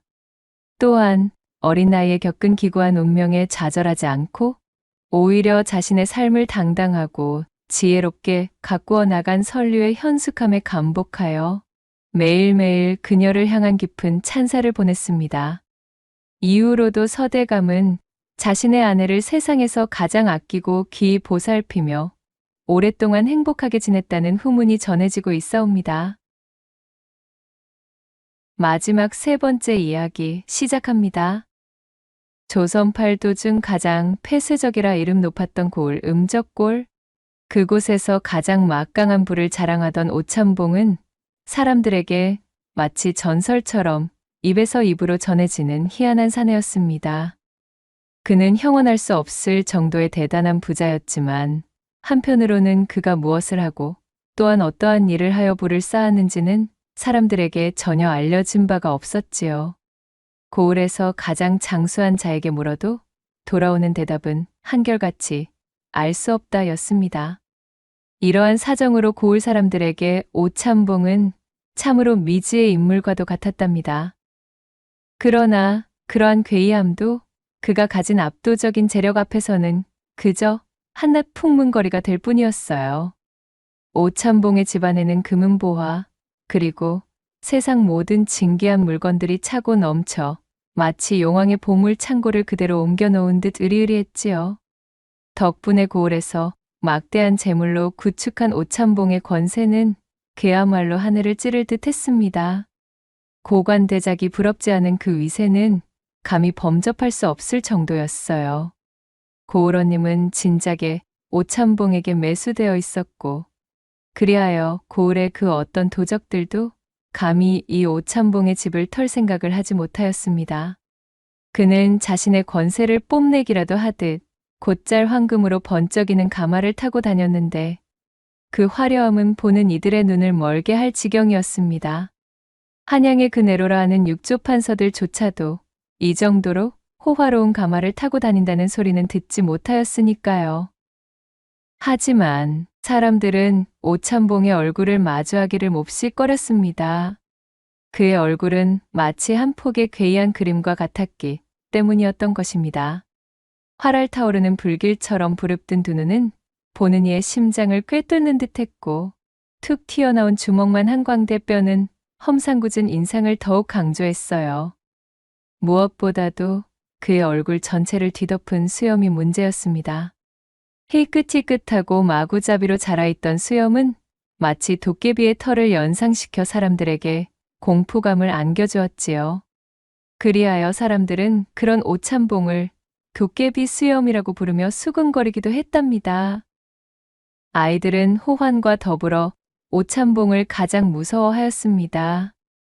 오참봉의 이름만 들어도 울음을 터뜨렸고 어른들조차 그의 그림자만 봐도 슬금슬금 피해 다녔지요. 오참봉의 집 앞은 늘 한산했고 그의 가마가 지나갈 때면 사람들은 고개를 숙이고 숨을 죽였습니다. 흡사 역병이라도 퍼진 듯 오참봉의 주변에는 늘 묘한 긴장감과 공포가 맴돌고 있었더랬어요. 시간이 흘러 마을에는 또 다른 이상한 소문이 돌기 시작했습니다. 오참봉이 몰락한 양반 가문의 딸과 혼인을 맺었다는 이야기였지요.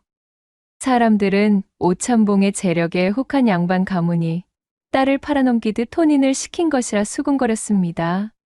하지만 그 소문 속 신부의 모습을 본 사람은 아무도 없었어요. 그녀의 존재는 실체 없이 소문 속에서만 맴돌 뿐이었기에 사람들은 금세 흥미를 잃어버렸지요. 그런데 얼마 지나지 않아 또 다른 소문이 마을을 휩쓸기 시작했습니다. 다름 아닌 오참봉이 두 번째 혼인을 했다는 것이었어요. 이번에도 역시 어느 몰락한 양반 가문의 딸이라는 이야기가 덧붙여졌습니다. 하지만 첫 번째 혼인 때와 마찬가지로 두 번째 부인의 모습을 본 사람조차 아무도 없었지요. 마을 사람들은 불안감에 휩싸였습니다. 오참봉의 기괴한 외모와 온통 비밀에 쌓인 두 번의 혼인, 그리고 사라진 부인들까지 이 모든 것이 불길한 징조처럼 느껴졌습니다. 저기 말이야, 혹시 오참봉이 부인들을 해코지한 것은 아닐까? 아, 그 외에 밤마다 오참봉 집에서 이상한 비명 소리가 들린다는 소문도 있지 않던가? 이 사람! 그런 말 함부로 뱉으면 아니 됨을 모르는가? 자칫 오참봉기에 들어가기라도 했다가는 아주 경을 치네 이 사람! 고을 사람들은 두려움에 떨면서도 한편으로는 소문이 무성한 오참봉에 대한 뒷말을 흘리는 것을 멈추지 못했어요. 시간이 지날수록 오참봉의 대궐 같은 기와집은 점점 더 거리낌의 대상으로 변해갔고 그의 그림자는 마을 전체를 짓누르는 듯했습니다. 세월이 흘러 마을에 흉흉한 소문이 가라앉을 무렵 오참봉은 이웃 마을의 양반들을 자신의 집으로 초대하는 연회를 열었습니다. 그들은 다름 아닌 새로 성장하고 있던 고을의 분홍층들에게 도전을 받던 입지가 위태로웠던 향촌 양반들이었어요. 이 시기 경제력을 갖춘 분홍층은 고을의 수령을 중심으로 관권과 결탁하게 되었고 향안의 이름을 올리는가 하면 향회를 장악하여 향촌 사회에서 영향력을 높이고 있었지요. 사정이 이러했으니 향촌의 양반들은 자신들의 뒤를 든든히 받쳐줄 새로운 파벌이 필요하던 참이었습니다. 하지만 오참봉에게 초대받은 양반들은 오참봉의 악명 높은 소문을 익히 들어 알고 있었기에 초대에 응해야 할지 말아야 할지 몹시 망설였습니다. 오참봉의 권세와 재력은 한양까지 닿아 있다는 소리가 파다하니 그것을 무시할 수는 없겠지요. 소문이 무성하나 아직 우리의 두 눈으로 마주한 것은 아니니 후위를 도모하기 위해서라도 이번 초대에 연을 다하두는 것이 좋을 듯합니다. 결국 그들은 두려움을 무릅쓰고 초대에 응하기로 했습니다. 연회 당일 양반들은 조심스럽게 오참봉의 집으로 향했습니다. 으리으리한 대궐 같은 기와집은 멀리서도 그 이용을 뽐내고 있었지요. 집 안으로 들어선 양반들은 눈이 부시도록 화려한 집의 넋을 잃고 말았습니다. 벽에는 금실과 은실로 수놓은 병풍이 둘러져 있었고 바닥에는 붉은 비단이 깔려 있었습니다. 대들보마다 오색찬란한 등불이 매달려 마치 별들이 쏟아지는 듯한 황홀한 광경을 보이고 있었어요. 그때 오참봉이 연회장의 모습을 드러냈습니다. 양반들은 숨을 죽이고 오참봉을 주시했습니다. 소문대로 그의 외모는 몹시 기괴했지만 오참봉은 예상외로 점잖고 중후한 목소리로 초대에 응해준 양반들에게 감사의 인사를 전했습니다. 바쁘신 와중에도 이렇게 귀한 걸음을 해주셔서 진심으로 감사드립니다. 오늘 이 자리가 서로에게 좋은 인연을 맺는 기회가 되기를 바랍니다. 오참봉의 부드러운 말투와 정중한 태도에 양반들은 긴장을 풀고 안도의 한숨을 내쉬었습니다. 연회장에는 산의 진미가 가득 차려져 있었고 향긋한 술이 끊임없이 돌았습니다. 사람들은 맛있는 음식을 먹고 술을 마시며 서로 담소를 나누었습니다. 오참봉의 재력과 훌륭한 접객 태도 덕분인지 그의 흉측한 외모는 더 이상 문제가 되지 않는 듯했습니다. 분위기는 점차 화기애애해졌고 연애는 밤늦도록 이어졌답니다. 특히 한 양반 가문의 두 딸이 스스럼 없이 오참봉과 대화를 나누었습니다. 그녀들은 다른 사람들의 시선을 의식하지 않고 마치 큰아버지를 대하듯 오참봉과 어울렸지요. 그렇게 잔치가 끝날 무렵 오참봉은 그녀들이 가장 좋아할 만한 비단옷과 놀이개, 장신구들을 골라 한가득 선물하기에 이르렀어요. 그것이 인연이 되어 이후 두 딸과 그 가족들은 오참봉의 집을 몇 번 더 방문했습니다. 가족들이 방문할 때마다 오참봉은 눈이 뒤집힐 듯한 선물과 특산물들을 대접하여 환심을 샀지요. 그러던 중 오참봉은 두 딸 중 막내이던 수님에게 청혼의 뜻을 내비쳤습니다. 언니는 동생에 비해 조금 더 아름다운 외모를 지녔지만 시기와 질투가 많았고 또한 호기심이 과한 탓에 때때로 오참봉에게 무례를 범하는 경우가 많았답니다. 하지만 수님은 성정이 차분했으며 또한 반듯한 태도에 나긋나긋한 우아함을 지니고 있었기에 이것이 오참봉의 마음을 움직이는 결정적인 계기가 된 듯 보였지요. 뛰어난 무예를 가지고 무과에 급제하여 입궁하였으나 누명을 쓰고 축출당에 가난한 양반으로 지내고 있었던 아버지는 늘 가슴 한켠에 욕심이 도사리고 있었습니다. 그러던 차에 연이 닿은 이 오참봉의 막대한 재산에 줄곧 마음이 끌리던 참이었어요. 오참봉의 외모 따위는 눈에 들어오지도 않았습니다. 하지만 그렇다고 무조건 자신의 딸을 오참봉에게 시집 보낼 수는 없는 노릇이었습니다. 추문이 무성하던 오참봉의 전처들에 대한 것들도 알아봐야 했기에 아버지는 아직 서로에 대해 잘 모르니 조금 더 시간을 두고 생각해 보겠다 답했어요. 그러자 오참봉은 따님이나 가족분들 누구든 상관없습니다. 저 역시 저를 둘러싼 수많은 괴소문들을 익히 알고 있기에 결정이 어렵다는 것을 잘 알고 있습니다. 허니 제 집에서 한 달간 저와 함께 지내보시는 것이 어떻겠습니까? 그러면 자연히 뜬 소문이라는 것을 알게 되실 겁니다. 라는 제안을 하는 것이었습니다.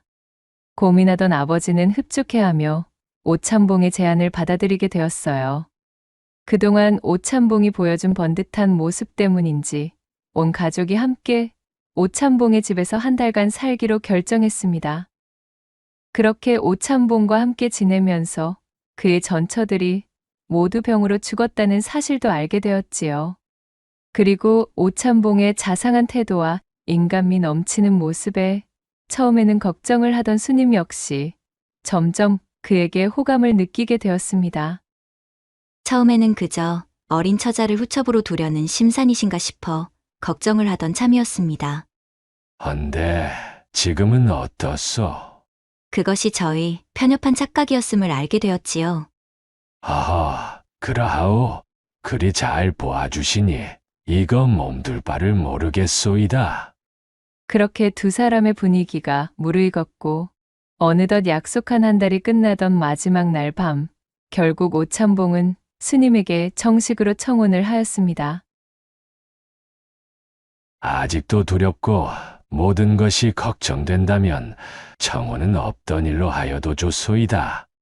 아니에요. 날이 물론 저도 좋사옵니다. 수님은 망설임 없이 오참봉의 청혼을 승낙했지요. 안 그래도 기울어가던 가세에 조금이라도 도움이 되고 싶던 차에 자신의 아버지도 은근 오참봉과의 혼사를 진행했으면 하는 눈치를 주고 있었고 또한 막대한 재력을 가진 오참봉과 혼인하게 되면 줄곧 아버지를 힘들게 했던 제 언니의 그 허영심을 채워줄 수도 있었기에 자신이 희생하기로 마음먹은 것이었어요.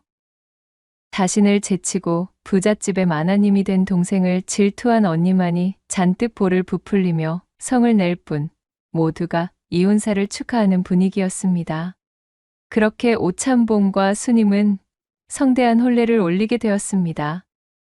혼례식이 성대하게 치러지고 며칠 동안 잔치가 이어졌어요. 하지만 흥겨운 분위기는 오래가지 못했습니다. 혼례식이 끝나자마자 오참봉은 언제 그랬냐는 듯 마치 다른 사람처럼 변해버렸으니까요. 이전에는 사람들을 초대하고 잔치를 베풀기를 좋아하더니 이제는 문을 굳게 걸어 잠그고 외부와의 교류를 완전히 끊어버렸습니다. 심지어 수님의 가족들과도 왕래하지 못하게 막는 것이었어요. 연회장을 가득 메웠던 하인들은 혼례 이후 스님이 집안 사람이 되고 나서부터는 코빼기조차 보이지 않았습니다. 그들은 처음부터 존재하지 않았던 것처럼 드넓은 집 어디에서도 그 흔적을 찾을 수가 없었지요. 게다가 가장 이상했던 것은 바로 오참봉과 합궁을 할 때였습니다. 그는 나이가 무색할 만큼 엄청난 힘을 자랑했지요. 거의 장난감을 가지고 노는 기세로 스님을 이리 맺히고 저리 돌리며 떡 주무르듯 다루었습니다. 거기다 한참을 그렇게 제 입맛을 돋은 후 본격적인 거사에 돌입할 때면 항시 스님을 금침 위에 엎드리게 하여 둔부를 하늘로 높이 쳐들게 만든 후 남새스런 짐승들의 짝짓기처럼 참으로 요망하고도 괴팍한 노노만을 고집하는 것이었습니다. 그는 우악스럽게 스님의 뒤통수를 잡은 채 결코 고개를 돌려 자신을 올려다보지 못하게 하였어요. 그리고는 제 흥에 겨워 일을 끝내는 그 순간까지 자신을 받아내는 스님의 기분이나 몸의 상태 따위는 아랑곳도 하지 않았지요. 이러한 다소 험상궂은 방식이 전혀 익숙하지 않았던 스님은 겁간을 당하는 듯한 기분을 떨칠 수가 없었기에 초기에는 잔뜩 겁을 집어먹고 말았습니다. 그러나 어쨌든 지아비의 욕구를 받아내는 것 또한 아내인 자신이 감내해야 할 의무라고 여겼던 착하디 착한 스님은 반복되는 시일이 지날수록 어느덧 익숙해져 이제는 그러려니 하는 지경이 되어 있었지요. 혼인 이후로 변해버린 오참봉의 갑작스러운 모습이 의아하기도 하였지만 한편으로 스님은 남편을 굳게 믿고 있었습니다. 어찌되었든 나는 지금 나리의 아내이자 안방마님이야. 내가 아니면 그 누가 나의 지아비를 보필한다는 말인가? 자신과 나이 차이가 많이 나는 데다 주변의 악소문에 늘 시달려왔으니 마음을 들고섭시 지내왔기에 그렇다 판단하여 스님은 극진한 내조를 게을리하지 않았지요. 그러던 어느 날 오참봉은 스님에게 뜻밖의 말을 전했습니다. 내 긴급하게 볼 일이 생겨 잠시 먼 고을까지 다녀와야겠어. 오참봉의 갑작스러운 통보에 스님은 깜짝 놀랐습니다. 혼례식 이후로 오참봉은 단 한 번도 스님의 곁을 떠난 적이 없었기 때문이었으니까요. 네? 어디로 가시는 것입니까?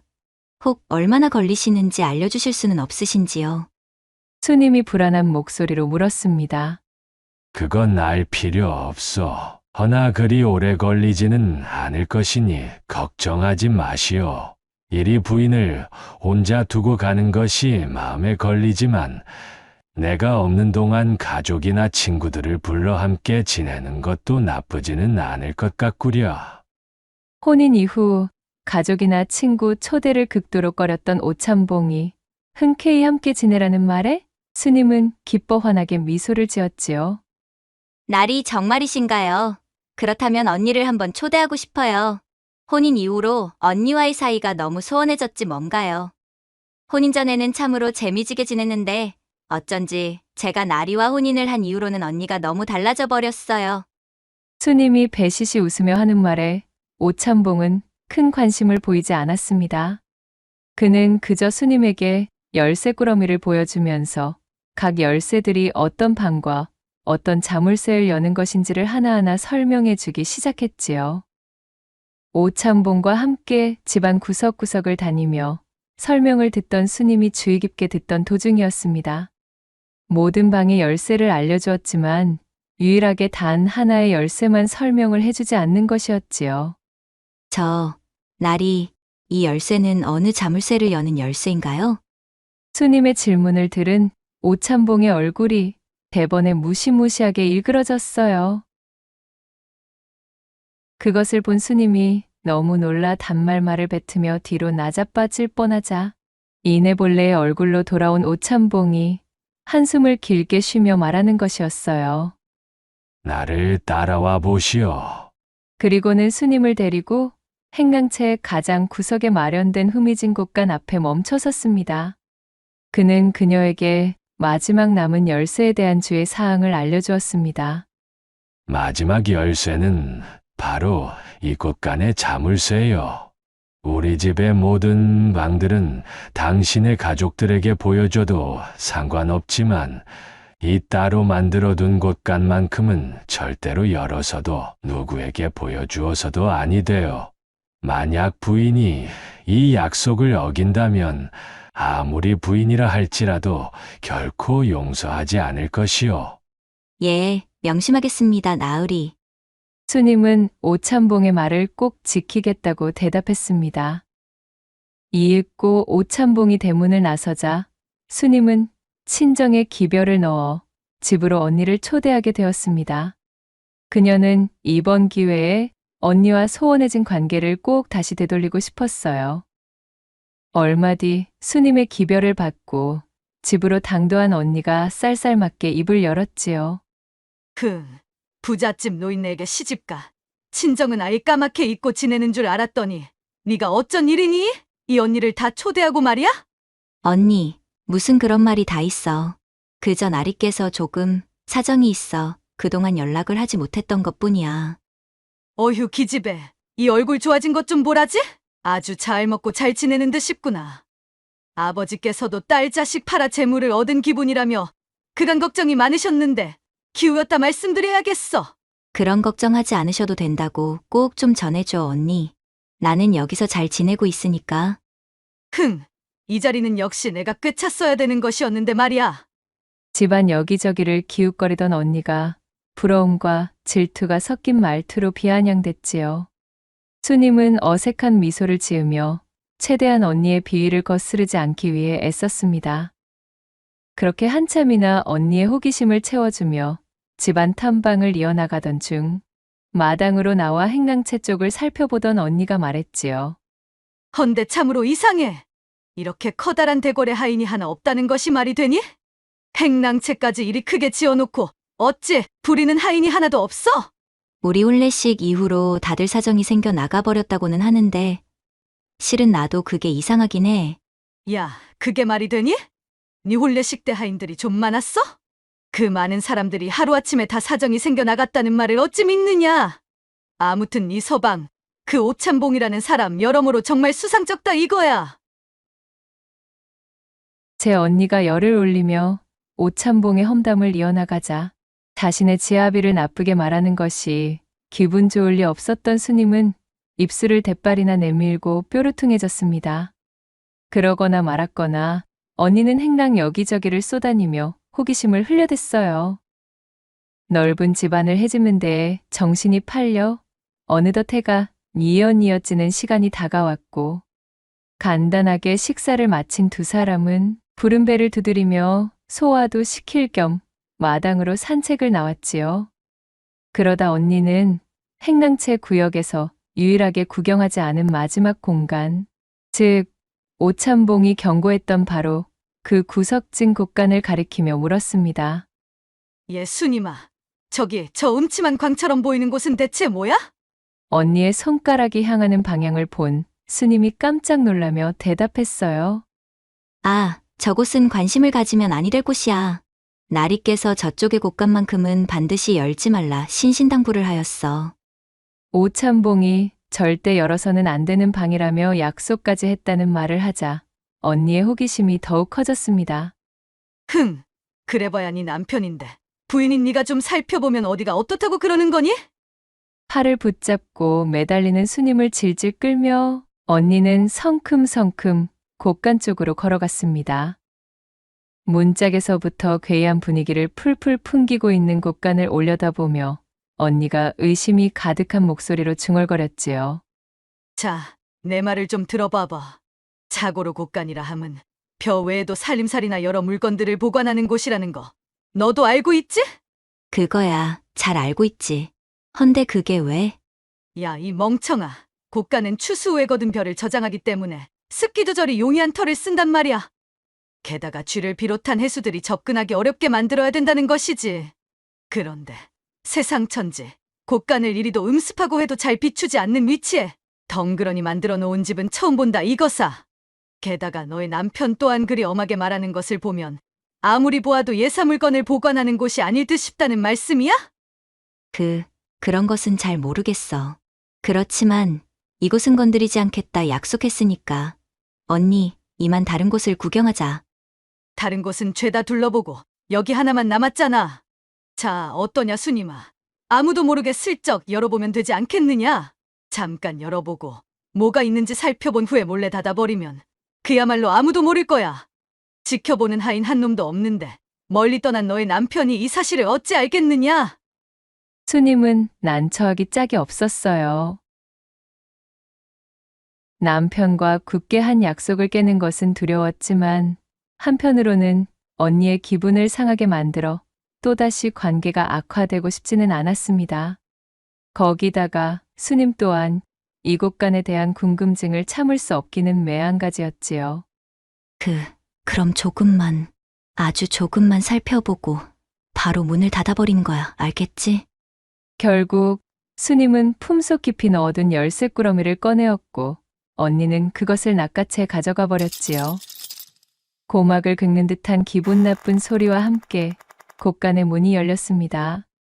습한 기운이 자매의 코를 화학 끼치며 음산함을 더했답니다. 곳간에는 오래된 농기구로 보이는 물건들이 을씨년스럽게 걸려 있었고 그 한쪽에는 마치 우물의 뚜껑처럼 땅으로 향해 있는 작은 나무문이 달려 있었어요. 그것 봐. 내 뭐라고 했니? 수상하다 하지 않았느냐? 저 문은 필시 지하로 통하는 문일 게야. 남들에게 보이고 싶지 않은 엄청난 보물이라도 숨겨둔 것일까? 언니. 이제 그만 나가자. 응? 언니, 나 너무 무서워. 좀 가만히 있어봐, 이거사. 저곳만 들어가 보자. 언니는 수님의 애원을 무시한 채 지하로 향해 있는 나무 문을 열었지요. 문 안쪽으로는 땅속으로 향하는 계단이 깊숙이 만들어져 있었습니다. 두 사람은 호롱불 하나에 의지한 채 칠흑 같은 어둠에 휩싸인 계단을 내려가기 시작했어요. 그렇게 얼마나 내려갔을까요? 계단의 끝에는 널찍한 공간이 나타났고 그 순간 코를 찌르는 듯한 악취가 자매를 덮쳤습니다. 희귀한 악취는 정말이지 코를 타고 넘어와 온 머릿속을 헤집는 듯 강렬했어요. 그것은 숨을 쉬기조차 힘들 정도의 역겨운 냄새였습니다. 수님이 황급히 손으로 코를 막고 눈을 가늘게 떴고 언니 역시 잔뜩 성이 난 목소리로 소리쳤어요. 어휴, 세상에나 이게 도대체 무슨 냄새람? 언니가 코를 틀어쥐고 호롱을 들어 안쪽의 공간을 비추었고 그 순간 두 사람은 곳간의 문을 연 것을 뼈저리게 후회하고 말았지요. 어둠 속에서 희미하게 드러난 자매의 시야에는 믿을 수 없는 참혹한 지옥도가 펼쳐지고 있었으니까요. 공간의 천장에는 쇠사슬이 달려 있었고 그 쇠사슬에는 발가벗겨진 여인들의 시신이 주렁주렁 매달려 있었습니다. 그들의 몸은 이미 썩어 문드러져 형체를 알아보기 힘들 정도였어요. 한쪽 구석에는 하인의 차림새를 하고 있는 시신들 또한 널브러져 있었습니다. 시신 중에서는 아직 부패하지 않은 비교적 최근의 것으로 보이는 시신도 있었지요. 바닥은 흥건한 피로 붉게 물들어 있었고 또한 핏물은 이미 말라붙어 끈적거렸습니다. 이 모든 장면들은 정녕 지옥의 한 장면을 연상시키기에 충분했어요. 수님은 숨이 멎을 듯한 충격에 휩싸였습니다. 심장이 미친 듯이 쿵쾅거리고 온몸이 사시나무 떨듯 떨렸지요. 다리에 힘이 풀려 그 자리에 주저앉을 것만 같았습니다. 이게 도대체 무슨... 수님이 넋이 나간 채 중얼거렸습니다. 바로 그때 수님은 그만 충격을 이기지 못하고 제 손에 들고 있던 열쇠를 바닥으로 떨어뜨리고 말았어요. 순임아, 어서 여기서 나가야 해! 언니가 다급하게 외쳤습니다. 그녀의 목소리에 정신을 차린 수님은 쓰러질 듯 힘겹게 몸을 일으켜 열쇠를 주워 들었어요. 두 자매는 혼비백산하며 계단을 올라와 곳간을 빠져나왔습니다. 곳간의 문을 닫고 자물쇠의 빗장을 걸어 잠갔지만 끔찍한 악취와 참혹한 광경은 여전히 머릿속에서 떠나지 않았지요. 수님과 언니는 덜덜 떨리는 손으로 피 묻은 손과 꽃신을 씻기 위해 우물로 향했습니다. 그러다가 열쇠 꾸러미의 마지막 열쇠에 핏자국이 배어 있음을 알아차렸지요. 엄마야, 이걸 어째? 아까 바닥에 떨어뜨렸을 때 묻었나 봐. 수님이 차가운 물로 씻고 또 씻었지만 열쇠에 묻은 핏자국은 아무리 문질러도 지워지지 않았어요. 마치 저주라도 씌인 것처럼 핏자국은 열쇠에 깊숙이 박혀 문지르면 문지를수록 오히려 더욱 선명해져 영원히 지워지지 않을 것만 같은 기세였지요. 수님은 어쩔 수 없이 피 묻은 열쇠가 보이지 않도록 가지런히 포개어 열쇠 꾸러미를 원래 있던 보관함에 넣어두었습니다. 공포에 잠식당한 수님의 얼굴은 창백함 그 자체였어요. 어쩌면 좋아. 언니, 이제 어쩌면 좋지? 저런 엄청난 광경을 목격하고 말았으니 분명 우릴 가만두지 않을 거야. 세상에, 내 지아비가 살생귀였다니. 내가 살생귀에게 시집을 온 것이었다니. 분명 소문이 무성했던 전부인들과 하인들의 주검일 거야. 그러자 언니가 넋이 나간 수님의 뺨을 거세게 때리며 소리쳤습니다. 예수님아, 정신 차려. 이렇게 있을 때가 아니란다. 이 고을 원님과도 이미 한솥밥을 먹는 사이라 하였으니 관가에 발고해봐야 좋은 꼴을 보지 못할 것이 뻔해. 나는 지금 당장 아버지를 데려올 테니 너는 정신 똑바로 차리고 있어. 아버지와 사람들을 모셔올 동안 너는 아무 일도 없었다는 듯 행동해야 한다. 내 말 무슨 말인지 똑똑히 알겠지? 응? 이대로 우리가 그냥 도망쳐버리면 곳간 속을 들여다보았다고 실토하는 꼴이야. 그러니 아버지를 모셔와 그럴듯한 변명을 대고 잠시 친정에 다녀오겠다 말한 뒤 후일을 도모해보자. 언니는 수님의 어깨를 거세게 흔들며 당부하고는 재차 수님을 다독인 뒤 황급히 집을 빠져나왔습니다. 수님 역시 마음을 단단히 먹고 오참봉이 귀가하기 전 어질러진 주변을 잽싸게 정리하고 자신의 옷도 갈아입었지요. 뭔가 낌새를 알아차린 듯 오참봉은 예정보다 훨씬 일찍 집으로 돌아왔습니다. 그는 수님에게 안부를 묻자마자 대뜸 열쇠 꾸러미부터 찾는 것이었지요. 자, 내가 맡긴 열쇠 꾸러미는 보관함에 잘 넣어두었겠지. 오참봉의 더없이 차갑고 섬뜩한 목소리에 수님은 온몸이 얼어붙는 듯 했답니다. 아, 그것이, 그럼요, 물론이지요. 헌데 어찌 그리 더듬는 것이오? 설마 나와의 약속을 깬 것은 아니겠지? 오참봉의 눈빛은 매우 날카로웠고 수님이 아니라며 떨리는 목소리로 대답했지만 오참봉은 이미 모든 것을 눈치챘다는 듯 고관함을 거칠게 열어젖히더니 열쇠 꾸러미를 꺼내 샅샅이 살펴보았습니다. 이런 망할 것이 내 명을 어기고서 기어이 보았군. 아닙니다. 결코 보지 않았어요. 허면 여기 이 열쇠에 묻은 핏자국은 무엇이오? 억지로 지우려다 더욱 번진 것이 이리도 자명하게 남아있거늘 감히 어디서 거짓말을. 오참봉이 기괴한 미소를 지으며 스님에게 소리쳤지요.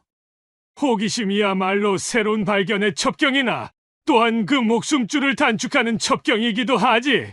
그리도 곳간을 열지 말라 일렀거늘 나와의 약속을 어기고 보고야 말았으니 당신도 저 방에 있는 여인들과 같은 꼴로 매달려야겠소.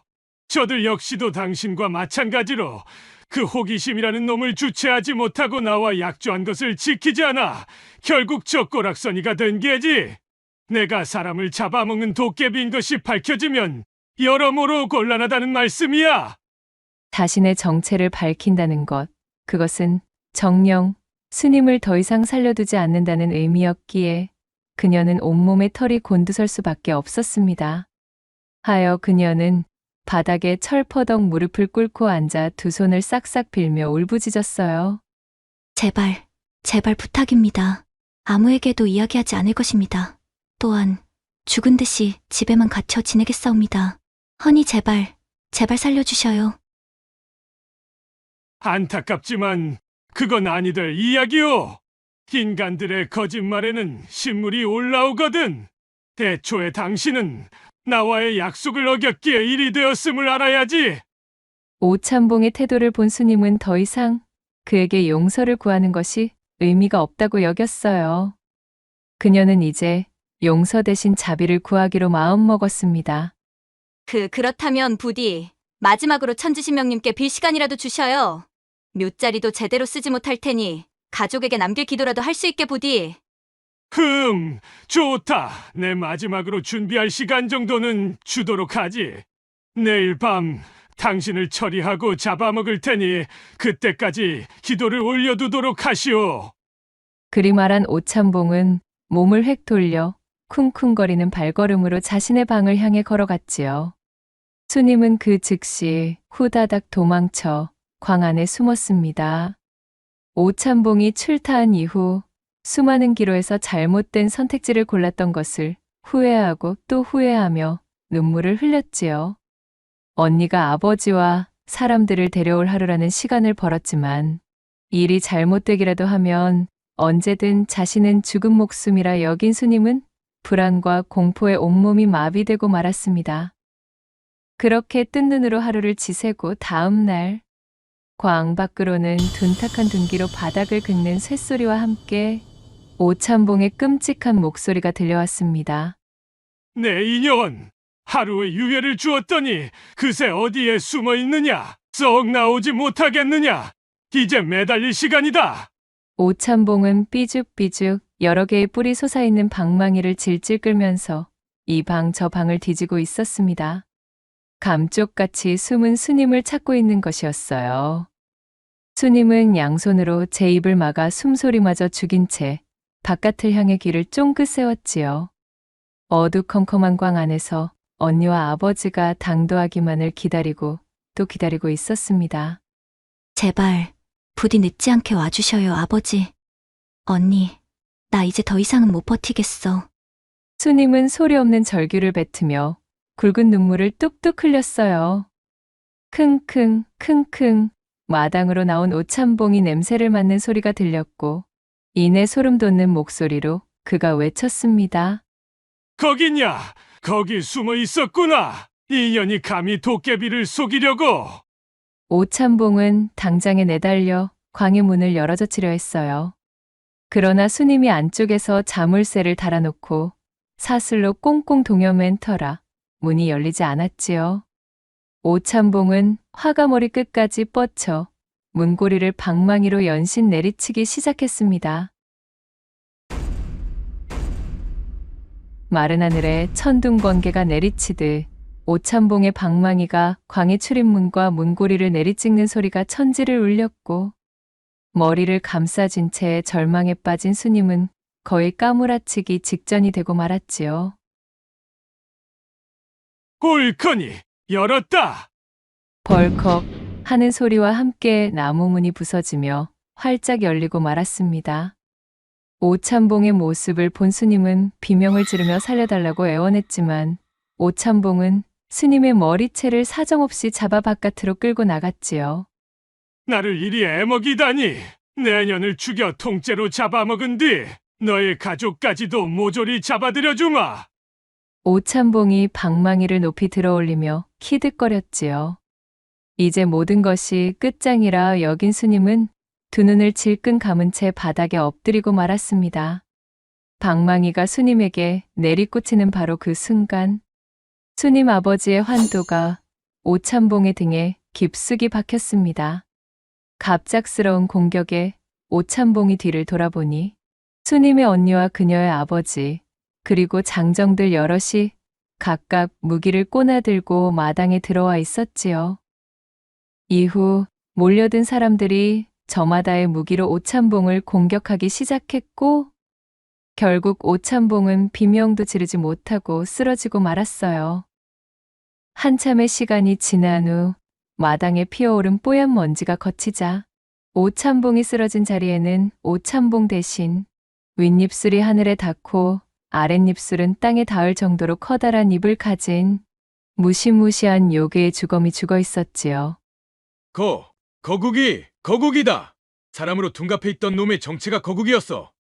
절체절명의 순간에 목숨을 건진 수님은 그 자리에 주저앉아 오줌을 지리고 말았고 그녀의 언니가 인파에서 뛰쳐나와 수님을 껴안으며 울음을 터뜨렸어요.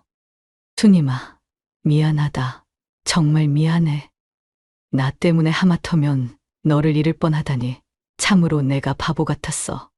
그녀와 수님은 서로를 부둥켜 안으며 대성통곡하였고, 그렇게 고을을 떠들썩하게 만들었던 일련의 사건들과 그간 실종된 사람들의 사연까지 모두 밝혀져 오참봉으로 둔갑해 고을 사람들을 잡아먹었던 요괴 거국이는 비명행사하게 되었답니다. 오랫동안 부와 권력으로 사람들을 속이며 끔찍한 일들을 저질러온 거국이 도깨비 수염으로 불리던 오참봉이 최후를 맞고 가족들의 도움으로 살아남은 수님은 오참봉이 지니고 있던 막대한 재산을 상속받게 되었어요. 내가 이리 목숨을 부지할 수 있었던 것은 요괴의 손에 억울하게 당한 사람들의 원혼을 풀고 또한 사람들을 도우며 살아가라는 천지신명의 큰 뜻이라 생각됩니다. 허니, 제게 넘어온 이 재물들은 가난하고 어려운 사람들을 도우는 것에 쓰도록 하겠어요. 그렇게 선언한 수님은 이후로도 아버지와 언니를 집으로 모신 뒤 그간 오참봉의 그림자에 억눌려 지내온 어려운 이들을 도우며 살았답니다. 또한 그녀의 언니는 자신의 그릇된 시기심이 하마터면 동생을 죽음으로 내몰 뻔한 일을 겪은 이후 그 마음을 고쳐먹어 수님을 끔찍이 여기게 되었고, 수님의 아버지 또한 한때 재물에 눈이 멀어 자신의 딸을 사지로 내몰았다는 죄책감에 눈을 번쩍 떠 수님을 도우며 무력에서 벗어나게 되었으니 이후 세 사람은 평생을 의롭게 살며 고을을 번영시켰다 후세까지 전해지고 있사옵니다. 낭독해드린 이야기가 마음에 드셨다면 구독과 좋아요, 댓글로 야담상회를 응원해 주셔요. 늘 잊지 않고 야담상회를 찾아주시는 마님과 선비님들 시청해 주셔서 참으로 감사하옵니다.